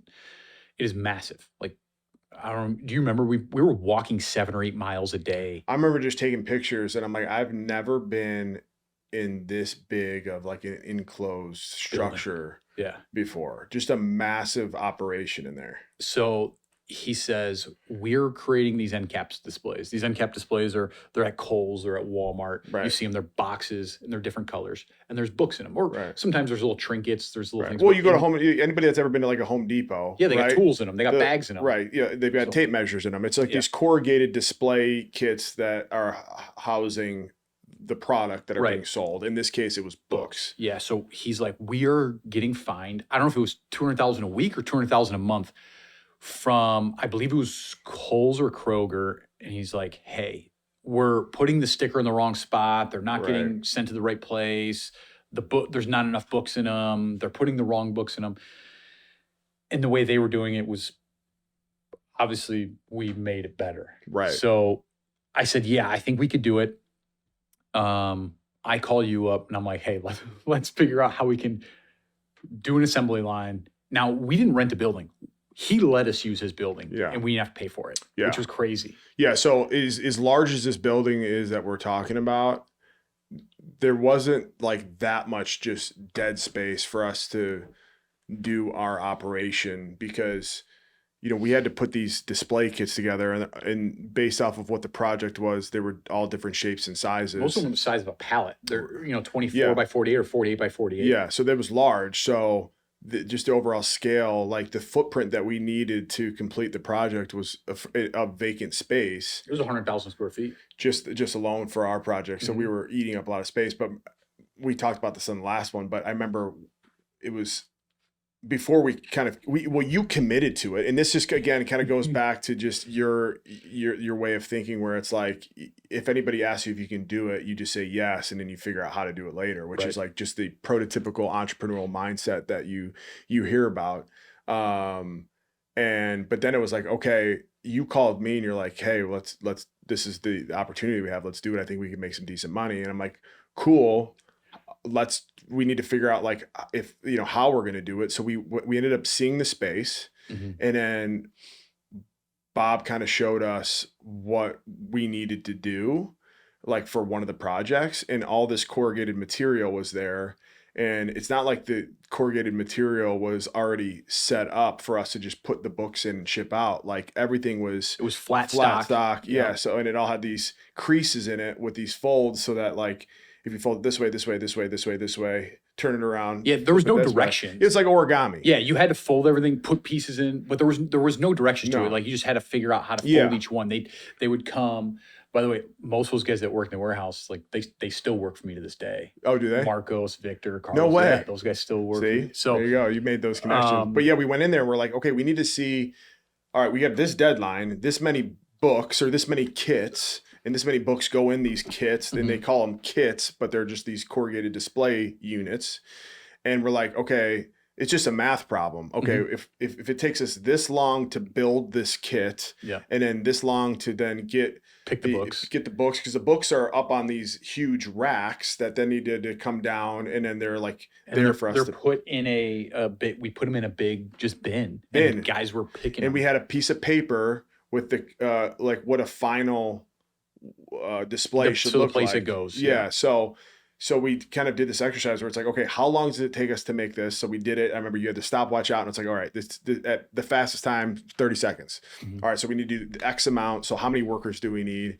And that's when we were like, all right, we hit up Ed French. Yeah. So Ed French, I mean, he's played a big role, I think, in both of our lives. Yeah. And Ed's helped me out on a bunch of different projects. You were like, hey, I've got this guy, they'll give us staffing. We were running, I believe, 2 shifts, 60 people a shift, right? And I'm like, where are we going to get 100? Because we did the math, we need 120 people. So I said, hey, like, how are we going to do this? And you said, I know a guy that has Metro staff out of Elgin. Yeah, temporary staffing. Temp staffing. So Ed owns Metro staff, and you called him up. We sat down with him. We explained what we were doing. He's like, let's do it. Yeah, let's do it. And for someone to take a risk on me and you have no idea what we're doing, he obviously believed in us. Yeah. Well, he's probably thinking like, hey, as long as these guys get paid and whatever his company gets paid from that. But it was a lot of money. It was a lot of money. It was a lot of money for sure. So what if we didn't get paid and we didn't pay him? Like he's out that money, no question. So he obviously believed in us. So we take on this project. We made some money. Yeah. And then we later on down the road got called back to a different warehouse in Elgin that Ed helped us with as well. Yeah. Well, because from there, what ended up happening was they started to see like, hey, we're eating up too much of this facility space. Like there wasn't enough space for their guys to operate their day-to-day and us to operate ours. And we're getting rent-free. We're getting like a rent-free facility to run our business. I think they saw how we were operating too. And I think they did take that and started running with it, which was okay. Yeah. It wasn't our thing. For sure. But I think they knew after probably 3-4 months, like what they needed to do. Right. So that ended. Right. And then I believe it was the next year that I got called from a different warehouse out in Elgin, right down the street from Metro staff's office. And they were like, hey, we're in a bind. Our guy screwed up. Help us out. Yep. Went in there and said, here's how we're going to do it. And I'm like, by the way, we're using your warehouse. They're like, oh, okay. Yeah. So we got it done. They didn't get fined. They made their timeline. Yeah. Right. Because a lot of those people will get fined from these big corporate companies. So that was kind of the end of, it was a short stint. We learned a lot, met a lot of people, and they're obviously, some guys I still talk to and work with me today is I met through that. Obviously, that's how I met Ed. You know, Yeah. I still talk to Ed, and Yeah. you know, he mentors me. Yeah. Um, and we work through a lot of, you know, just different projects together. Yeah. So it's unique how, you know, you went from football and then Yeah. I'm like, hey, let's cut some grass. You're like, sure, let's do it. Yeah. I'm like, hey, let's buy some real estate, industrial real estate, Yeah. which you and I've never owned. And I'm like, oh, let's go Yeah. pack some books. You know, For sure. tell me what's going through your head when you meet me like, yo, you're super ADD. You're like, what are you talking about right now? Well, I mean, one of the things, and this is a saying I use a lot just in my life, is like, I didn't want to be like a doer of all, master of none. But at the same time, like, I wasn't afraid to tell you, like, no, we're not doing that. And there was probably some times where I'm like, okay, I don't see the vision there. But for the most part, like the things that you would bring, I'm like, hey, this is cool. Like, let's do it. Like, I know, like it was always like, I felt like you could probably do it without me. I probably couldn't have done it without you. But again, it was like that yin and yang where we were able to bring like different things to the table that made it mutually beneficial for both of us. What was going through my head was like, hey, we need to adapt. And like, I want to kind of expand this thing into however whatever it ends up being is what it ends up being. But like, ultimately, I just needed to make money, right? And we were making good money, and it wasn't the most conventional way of doing it. But it was like, hey, like we own a business, and this is sweet, right? And then it was kind of like when that. I guess I have got a question for you, because kind of where you're at now, and where we kind of left off with. Because like, I guess maybe to rewind a little bit with S&K, we ended up, what year was it? 2018. We signed the paperwork day before Luke was born. Okay, yeah. So it was August 1st. So context around S&K, it ended up getting to the point where like we were losing more land than like what we were bringing on.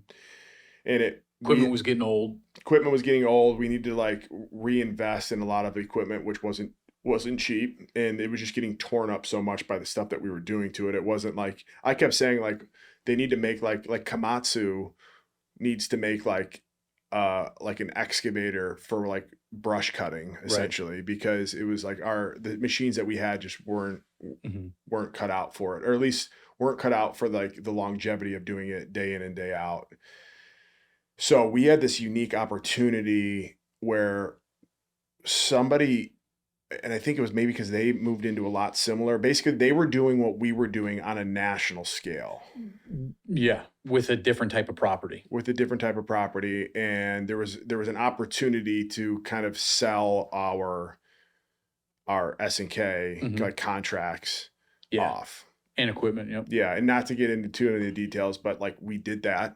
And kind of we're like, okay, we're done with like S&K, which was like and S&K stood for Schiller and Cole, yeah.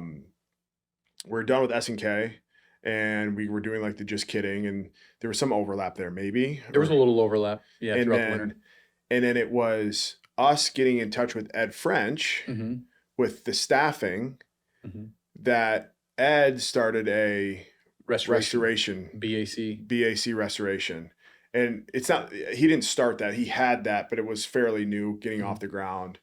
And there was an opportunity for us to come in and kind of like, I don't know if you want to say run that, but like kind of manage that in a certain capacity, right? He kind of saw the shine in you and I, and just the different things that we brought value to. And he's like, hey, like, I'd love for you guys to maybe do that with this restoration company. So did that for like a short time.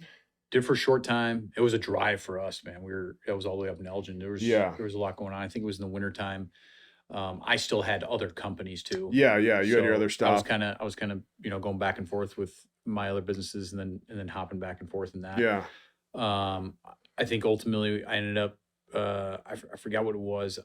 I ended up starting, because like you had like, at this point you had like med spas going, right? The gym. So yeah, you had like a few different things going on, and then you were going to like take on that. And you don't need to get into the details of what happened there, but I guess maybe my question to you is like, how did that maybe influence you and like your property management solutions, OC property management solutions. So yeah, it started out as OC comes from odor control and restoration. So Odor control. odor control and Yeah, restoration. I think So I did know that.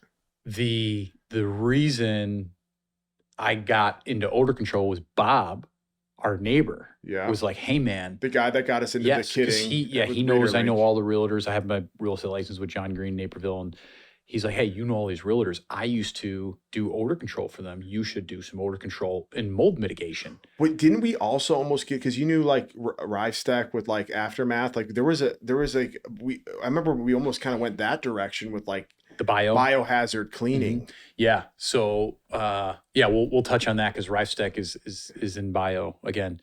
So I on the way here I called him for a job. Oh, did you? So Bob goes, hey man, if you ever have free time, look into doing some odor control for these real estate and mold. He's like, I used to do it. I was making a bunch of money. So I'm like, dude, you know how I am. I always want to side hustle. I always want to the next thing. Like I'm always want to build companies and build things and add on to my companies. So slow down, bro. So I type in my email address, jeff@odorcontrolandrestoration.com. So you know how I am, like I'm quick on everything. Like, let's just do it. And I look at it, I'm like, wow, it's a really long email. So I was like, I'll just change it to OC Restoration. Right. It's like everyone's like, what's OC stand for? I jokingly say, only cash, but it's odor control and restoration. So I had OC Restoration. And again, this is typical me. People come to me like, hey, I need this. Hey, I need this. So a couple property management companies came to me like, we need a handyman. We need an electrician. We need a plumber. So I'd get a plumber and I'd send him over there. I'd get an electrician, send him over there. And this is where people believed in me who had quit their jobs and came to work for me. And they believed my vision. And then I ended up changing the name to OC Property Solutions because it's a solution to your property, whether it's residential or commercial. We do restoration, we do mitigation, we do mold, right? So we do water, we do fire, contents, and then we'll rebuild after that claim. Yeah. But we have a service mechanical division, which is electrical, plumbing, HVAC. We're licensed, in electrical, plumbing, and HVAC. And then I bought, do you remember Mark Cement Works? Yeah. So Mark was a tenant of ours for like 5 years in our lot. He calls me up one day because I was giving them like, making this number up, 70% of their work. And he's like, why don't you just buy us? Right. And then we'll work for you. Right. And I'm like, Deal. So Mark and his mom and their employees still work with us to this day. The deal was I had to get them all new equipment. I'm like, yeah, no brainer. Let's do it. So we do, crack injections, foundation repair, sump pump installs, anything that really is structural, right? Put up beams and basements. So I have what's really unique. It's a family-owned business. It's me and my father-in-law, right? My brother-in-law helps run it. And then my two best friends that grew up across the street from me, Eric and Joe. Those three guys operate. Yeah, Joe's the man. Yeah. Joe's the man. I mean, I'll call him up at 2 a.m. and be like, you want to do this? Like, let's go. Well, I remember Joe when we were back in the S&K days. And he was always there for me. He'd be like painting your house or something. Right, yeah. I mean, I remember falling through an attic and being like, dude, this dude, this board popped up, came through the ceiling in the attic. Can you come fix it? He's like, yeah, no problem. So like, he's got a similar mindset as you. Exactly. And Joe's, I tell her, I'm like, that's my right-hand man. Yeah. Like, if we're going to war, I'm well, I think I think as like a good business owner and like leader, having like your mindset is probably always like, I want to hire people that are better than me. Right. Like you don't have this ego where like, right. Like your goal is to either help people accomplish what they want, where they want to get to, or hire people that are better than you, so that like, because I know you, like, it's pretty hard for you to feel comfortable walking away and letting the guys take care of it. That was a problem of mine, like letting people do their job. And I also have a trust issue where if I'm going to let you in your house, I got to be comfortable letting you in my house. Like a lot of the people that work for OC, I grew up with, or my brother-in-laws have grown up with, or they're friends of friends. So everyone, we have a little over 40 employees. Everyone knows each other. Right. Everyone's friends with each other. So, which is really cool. And like every single guy is the code to my house. Yeah. They go there. Like I don't have to tell my wife like, oh, guys are coming to fix something today. Right. And I have a lot of customers that are private. We manage a lot of their assets and things like that, where we have some pretty secure things that you have to trust these guys that are handling some of these issues. including getting out of jail. Yeah. Well, I think that's just where, like, not to round this all out, but like looking at like the plug, right? Like, you manage a bunch of people, you've met so many people with just all the different business ventures and the stuff that you and I have been a part of, where it's Mhm. like there's just so many countless people who have like who've done like what you've done in their world and Yeah. have such cool Well, stories. I didn't get where I'm at today because I'm like some super smart kid that, Right. went to Harvard. I'm at where I'm at because my mentors, like, the Mike Brancheskis of the world, the John Rileys, right? Like those guys, Kevin Casper, like who molded me mentally, prepared me, allowed me to do something to get better, Right. right?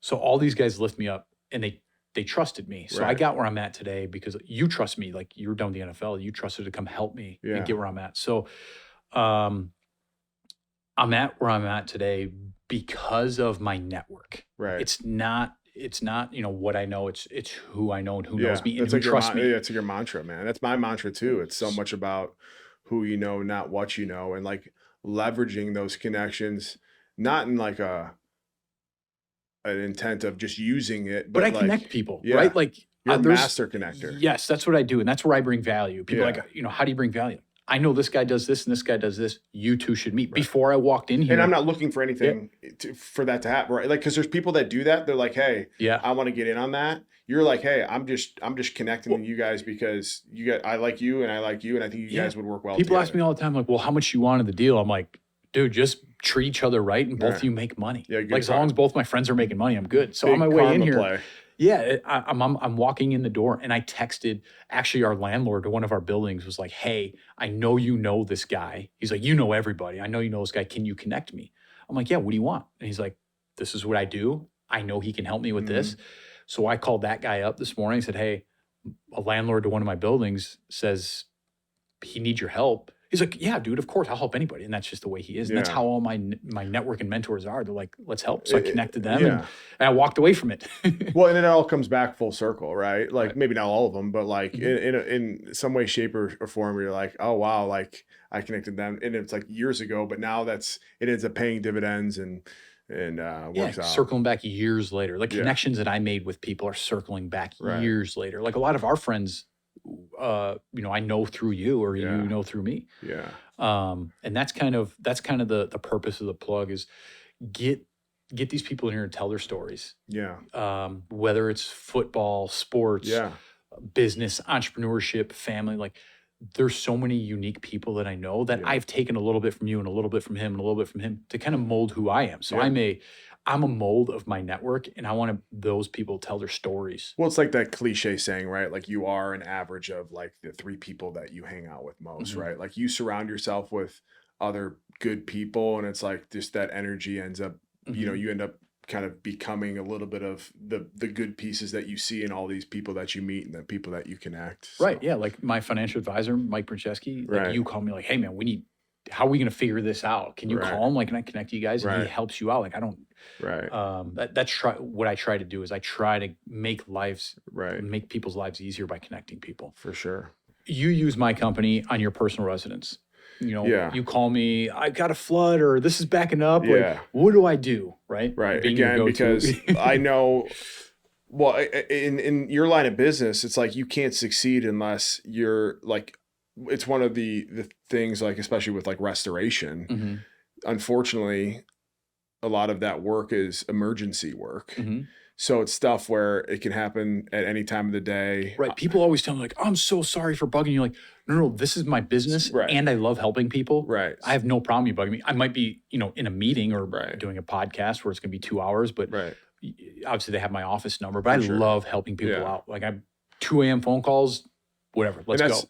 yeah, and like so yeah, I use you on stuff in my house for, hey, this is backed up, or this, my sump pump's not working or whatever, Right. right? And for the people that are listening, generally, a lot of the times what I'll do is I'll be like, hey, I can probably fix this myself. Can you get on a FaceTime with me? And like for instance, the flame, the igniter switch in my furnace. Yep. that went out, and I'm like, man, I don't want to have to pay to do this, right? And you're like, hey, if you do this, this, this, and this, and I got on YouTube, right? And like, so whether it's you kind of guiding me through it via FaceTime, or like, hey, this is kind of beyond my expertise, like you've got guys out there always like, Johnny on the spot. So. Yeah. So you're, now you're building a house. Now You're I'm building a house next door to where you live. Right. So obviously you asked me, you're like, hey, can you come bid this out? And I'm like, well, we don't do new construction. We just do service. Right. We do an FIO. We figure it out. Like we problem solve. Yeah. New construction is different than service. So For sure. I'm kind of helping you out. We walk through it. I'm telling you to do things. Let's start from the beginning. So we were actually at that house and they had massive plumbing problems. Well, that's how this whole thing started. So I'm in my house now, and looking to potentially move. We're kind of outgrowing our house that we're in now. And, just with the market, like, houses are so expensive. Like, it'd be great to be able to build, but where we wanted to live, it's not like there's just vacant, parcels of land that you can buy and build on. And, I'm getting prices from various builders, and it's all over the map. And the price per square footage is just, outrageous. But the long short of it is the house next door to mine was being rented. They'd been there for a while. Great people, great family.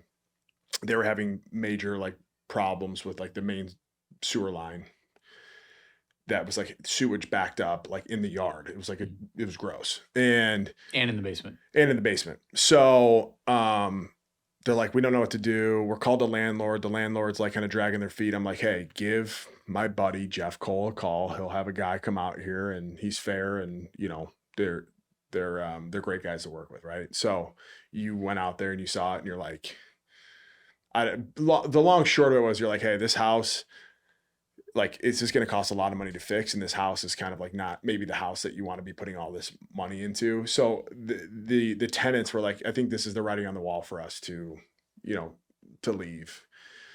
So we were bummed out that we were going to be losing like really great neighbors, and we were kind of worried for like the next people that would maybe rent like this place that needed all this work. We're like, who's really going to want to pay? Like the type of person that wants to live in this house is like, I just don't know if we want to risk that. And I think all of our neighbors, adjoining neighbors or adjacent neighbors, were kind of thinking the same thing. And I'm like, I've kind of talked with the landlord, the owner of this place a few times, and thrown some feelers out there that like, hey, if you're ever going to sell it, we'd love to buy it. Well, since he'd been out there trying to fix this problem a few times, like back-to-back days, it allowed me some, the ability to build some rapport with this guy to basically float out like, hey, is this maybe a good time now? And he, roundabout way said like, if there was ever a time, this is a good time to do it. So he's like, well, throw me an offer out. He's like, what are you thinking? I'm like, well, I don't just want to throw a number. I had a number in my head, but I wanted to make him think like, hey, I'm not just like, I didn't want to be, I didn't want to lowball it and make him like, what's the word? Like come across like, like I'm trying to get something for nothing. Yeah. But at the same time, like the point of this exercise was like for it not to hit the market and I can get a good deal on it. Mm-hmm. And so I threw a number over. He was like, I was thinking this much. And I'm like, well, this is kind of how I'm basing my number. Mm-hmm. And did a little bit more back and forth, and we agreed on it. And then it was like, okay, now. Well, you called me. Well, I called you. Well, I called you once I secured it. Or it was in the process of securing it, because initially my thought wasn't I'm going to build a house for me to live in. The initial thought was I'm going to go call Jeff and we're going to spec a house out, which basically just means like we're going to build a house to sell it and make the profit off of that margin. And you get to decide who your neighbor is. And then you get to decide who the neighbor is, right? So I sent it to you, and you're like, oh, like I don't really remember why you said no, but it was like I don't build houses, right?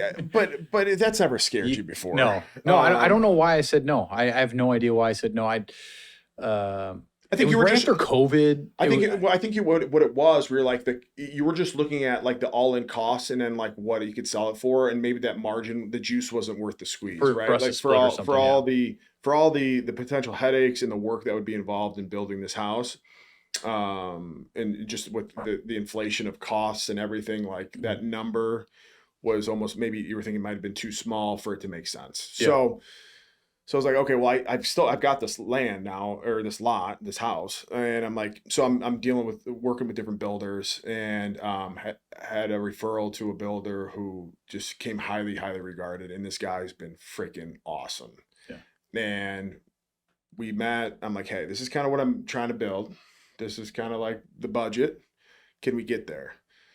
He's like, yes, right, but like I kind of has like he said yes, but he actually said no.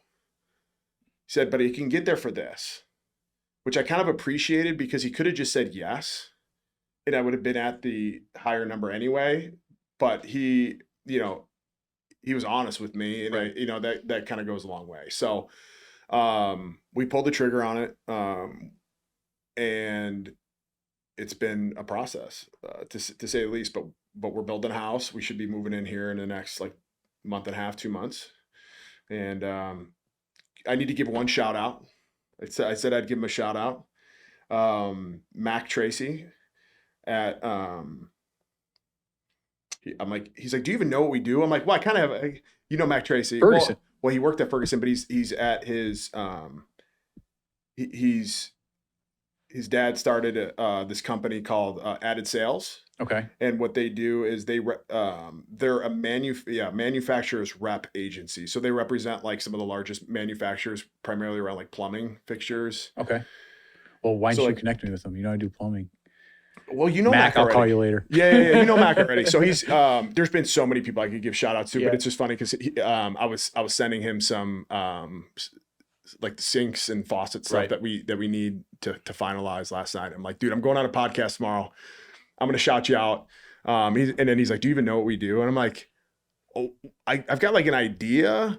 But why don't you tell me what you do, and then this way I don't screw it up. So Mac Tracy, thanks for the help. But yeah, no, he's been And good to work construction's with. not easy. Like there's so many moving parts, so many people involved. It's not smooth. It's never smooth. Whether you remodel a kitchen, remodel a bathroom, there's always issues you're going to run into. Or building a home.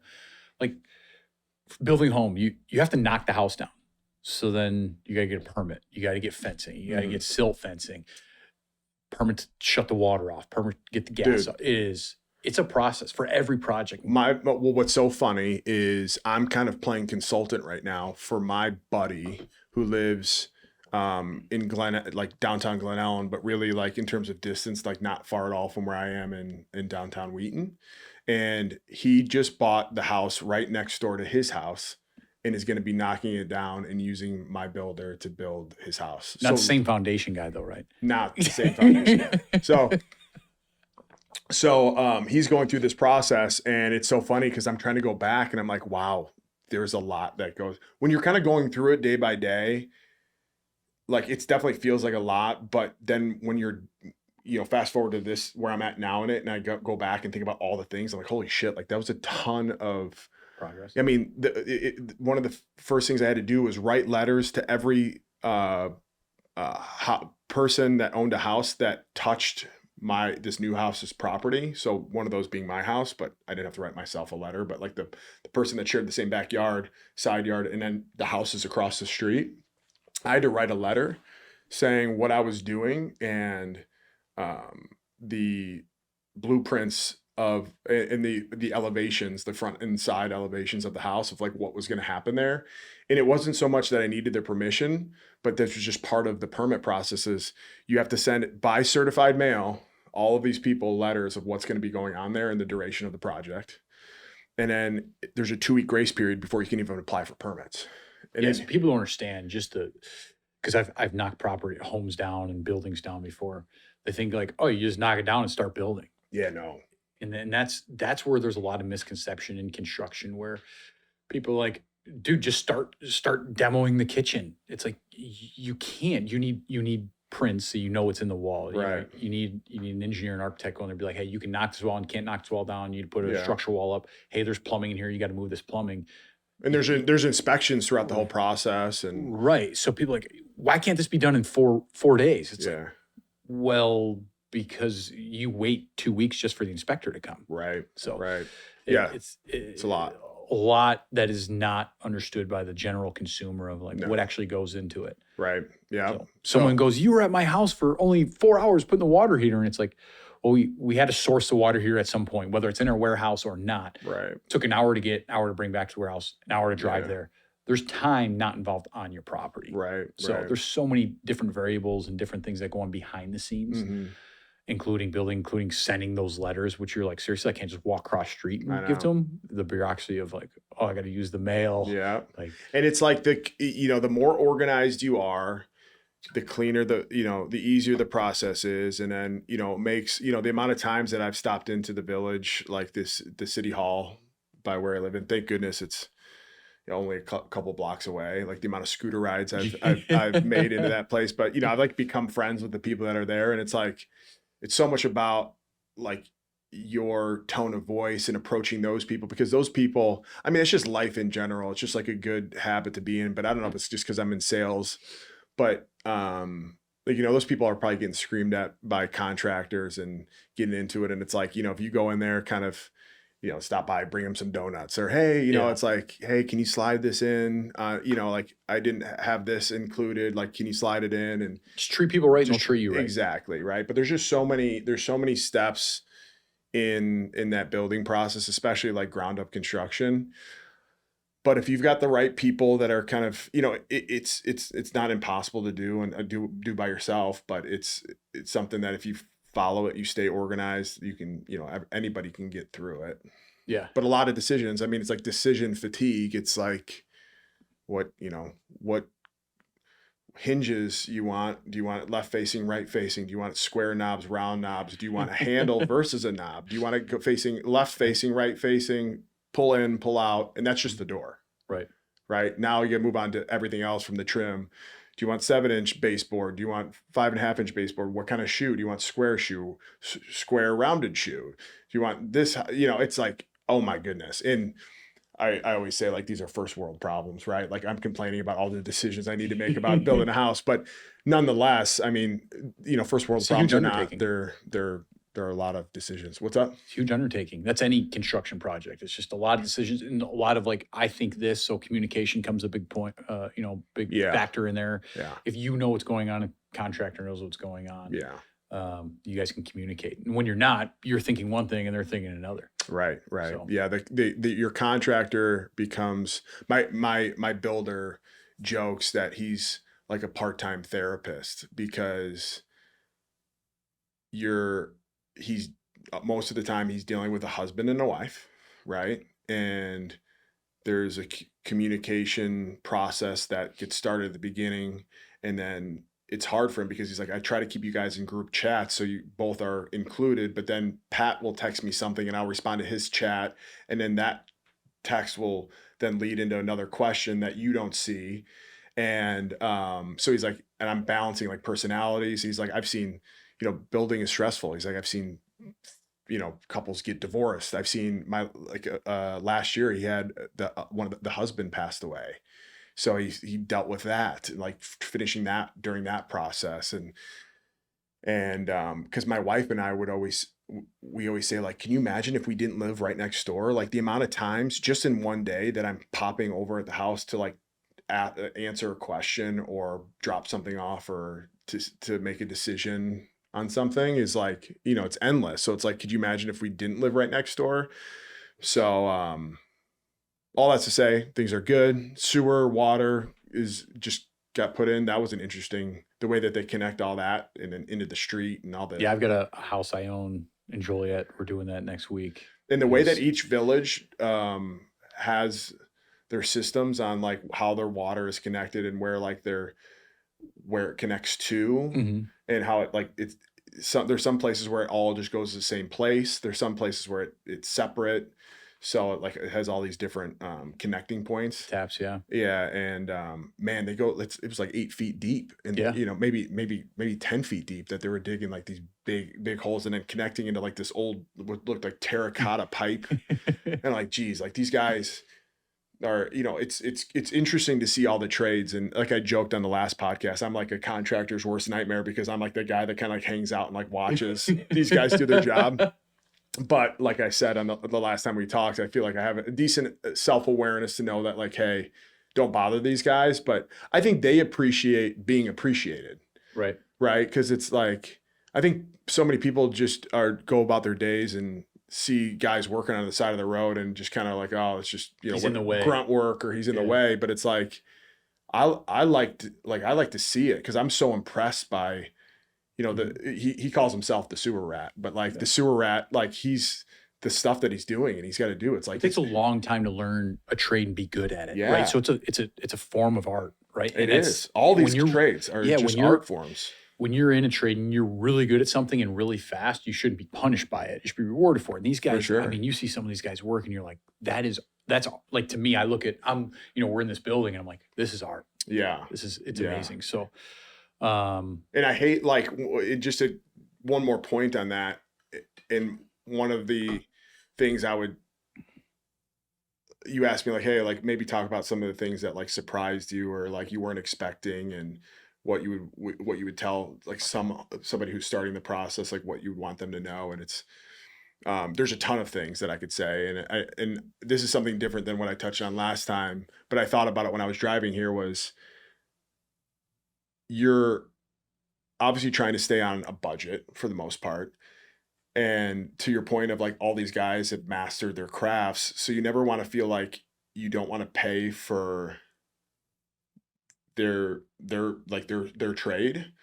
But at the same time, like, when let's say like you're remodeling a bathroom, right? You lived in a house for 20 years and you're just remodeling a bathroom. You can kind of like just pick out whatever you want, like we go all in on this bathroom. But when you're doing a house, you have that exercise for literally every single thing. So every single thing you're trying to be budget conscious on, without trying to like I've got the trim carpenter there now. Mm-hmm. And this is kind of what made me think of this, is like, he's one of the last guys that comes into the house, and we're going into the different rooms, and he's like, all right, your wife talked about wanting to do some feature walls, which are just like accent walls that have like, whether it's like a board and batten wall or something like that. But I'm going through it. I'm like, I'm consciously like, yeah. He's like, so what do you want here? I'm like, well, we would like to do this, but like, how much is it? Right. Cause it's like, and I don't want to sound like a cheap ass, but at the same time, it's like, he could tell me that that's, by the time he's done doing it and the painter's there, it's, $7,000. Right. But I don't know if it's 700 or 7,000. Right. And it makes a difference. And it's like, I hate feeling like I'm trying to like be like, well, hey, can you do it for this? Yeah. Not valuing his skill, but at the same time, wanting him to know, like, hey, like, it's not like we've been in this house and we're just going to do this feature wall. We've been wanting to do this feature wall for 10 years now, and we're going to do it. And it's $7,000. Here you go. Here's $7,000. It's like, dude, I've had to do this for every single room with every single thing. So it's like, and it's unfortunate that you happen to fall like on the one of the last trades to come in, where I feel like I'm like haggling you down because like I've went over my budget in other places before you, right? So that was something I thought about here, where it's like, I feel bad that I do that, and I try to be like conscious of that. But, everybody's got a budget, and everybody's trying to get, the best deal they can, but while also not trying to make it seem like the trade that they're trying to get the deal on isn't justified in the pricing that they give. Right.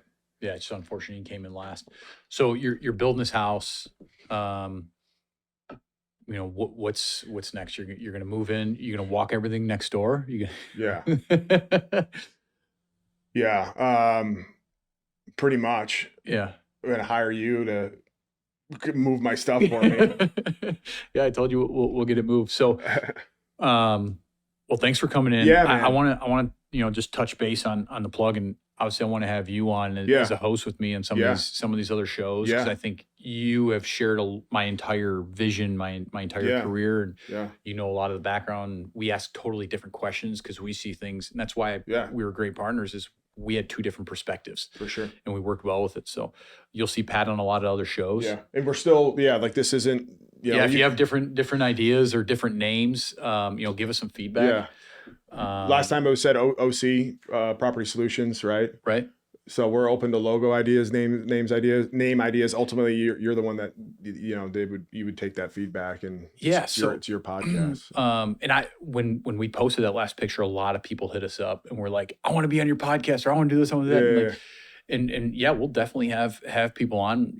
I think you have a lot of great connections in the NFL that, guys that reached out that want to be on. Yeah. And I've got a couple entrepreneurs, business owners Yeah. that we have scheduled already. So we are scheduled out a little bit, but definitely I think a lot of our friends have some great stories to tell that own For sure. businesses. So definitely want to have as many guys on as we can. Yeah. And I think like what's important for us to grow and you to grow with this podcast is like constructive criticism, right? Like, we don't do this. You haven't done this. So like, give us feedback, like give us grace, right? Because tell us we suck. Tell us we were good at, tell us we were bad at. And I think it's like, it's, everybody's got a podcast now kind of thing. And it's, we don't want it to be like that. Like, this is just, I don't think your goal for this thing is to blow up.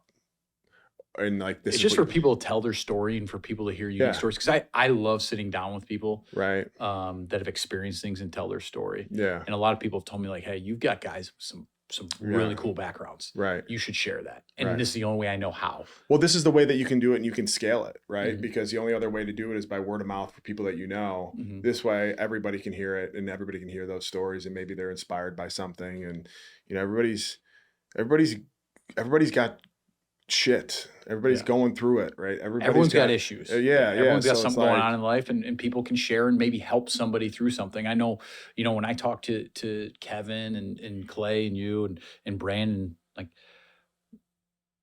I struggled getting through sports and after sports. Like, what am I going to do after sports? And that's why I'm super competitive, because I enjoyed sports. So I think a lot of these athletes had issues kind of getting to the next level, like what's next. And I feel like it's not just athletes, it's business too. Like, hey, I sold this business. What's next? I heard a lot of stories of guys like, I wish I didn't sell. Yeah. So I want to hear those things, and people can learn from our network. Right. Yeah. And even besides athletics, right? I think like, and I think this is changing, and this is maybe be like my last point, but like the whole, like, you go to school and you go to college and you get a degree, and it's like, you're the epitome of what, like, the success you can have without having to do those other things, like the non-conventional route. And I think I'm glad that the tide is kind of changing in this direction, but it's like, you weren't meant to go to college, right? No. And not everybody is. And I think there's a stigma about it where it's like, okay, well then you can't be successful. And it's like, well, you're proof that you can be. And so it's good for people like that to hear, athletes, non-athletes, whatever, right? Like, people trying to figure it out, people that feel like, okay, maybe college isn't for me. It's like, you're a testament to what you can do without, going the conventional or traditional route. So right. Yeah, you learn in the field, trial by fire, right? My go-to is figure it out. That's kind of been my mentality. Like, dude, just figure it out. Just figure it out. People always ask me like, how do you do that? I'm like, I don't know. I just figure it out. It's just the trait of mine that I have. I can figure it out. Yeah. I think if people have like grit, they're willing to work hard, admit, they have the self-awareness to know that they don't know, like a combination of those things. And ask for help. Yeah. Ask for help, and like, just surround yourself with people, ask good questions, and just like work hard. Like, that alone is just such a recipe for success. That don't quit, just keep grinding. Yeah. So and I think that's a good way to end it, man. Yeah, man. Just keep grinding. Figure it out. Work hard. Thanks, man. Yeah. Yep.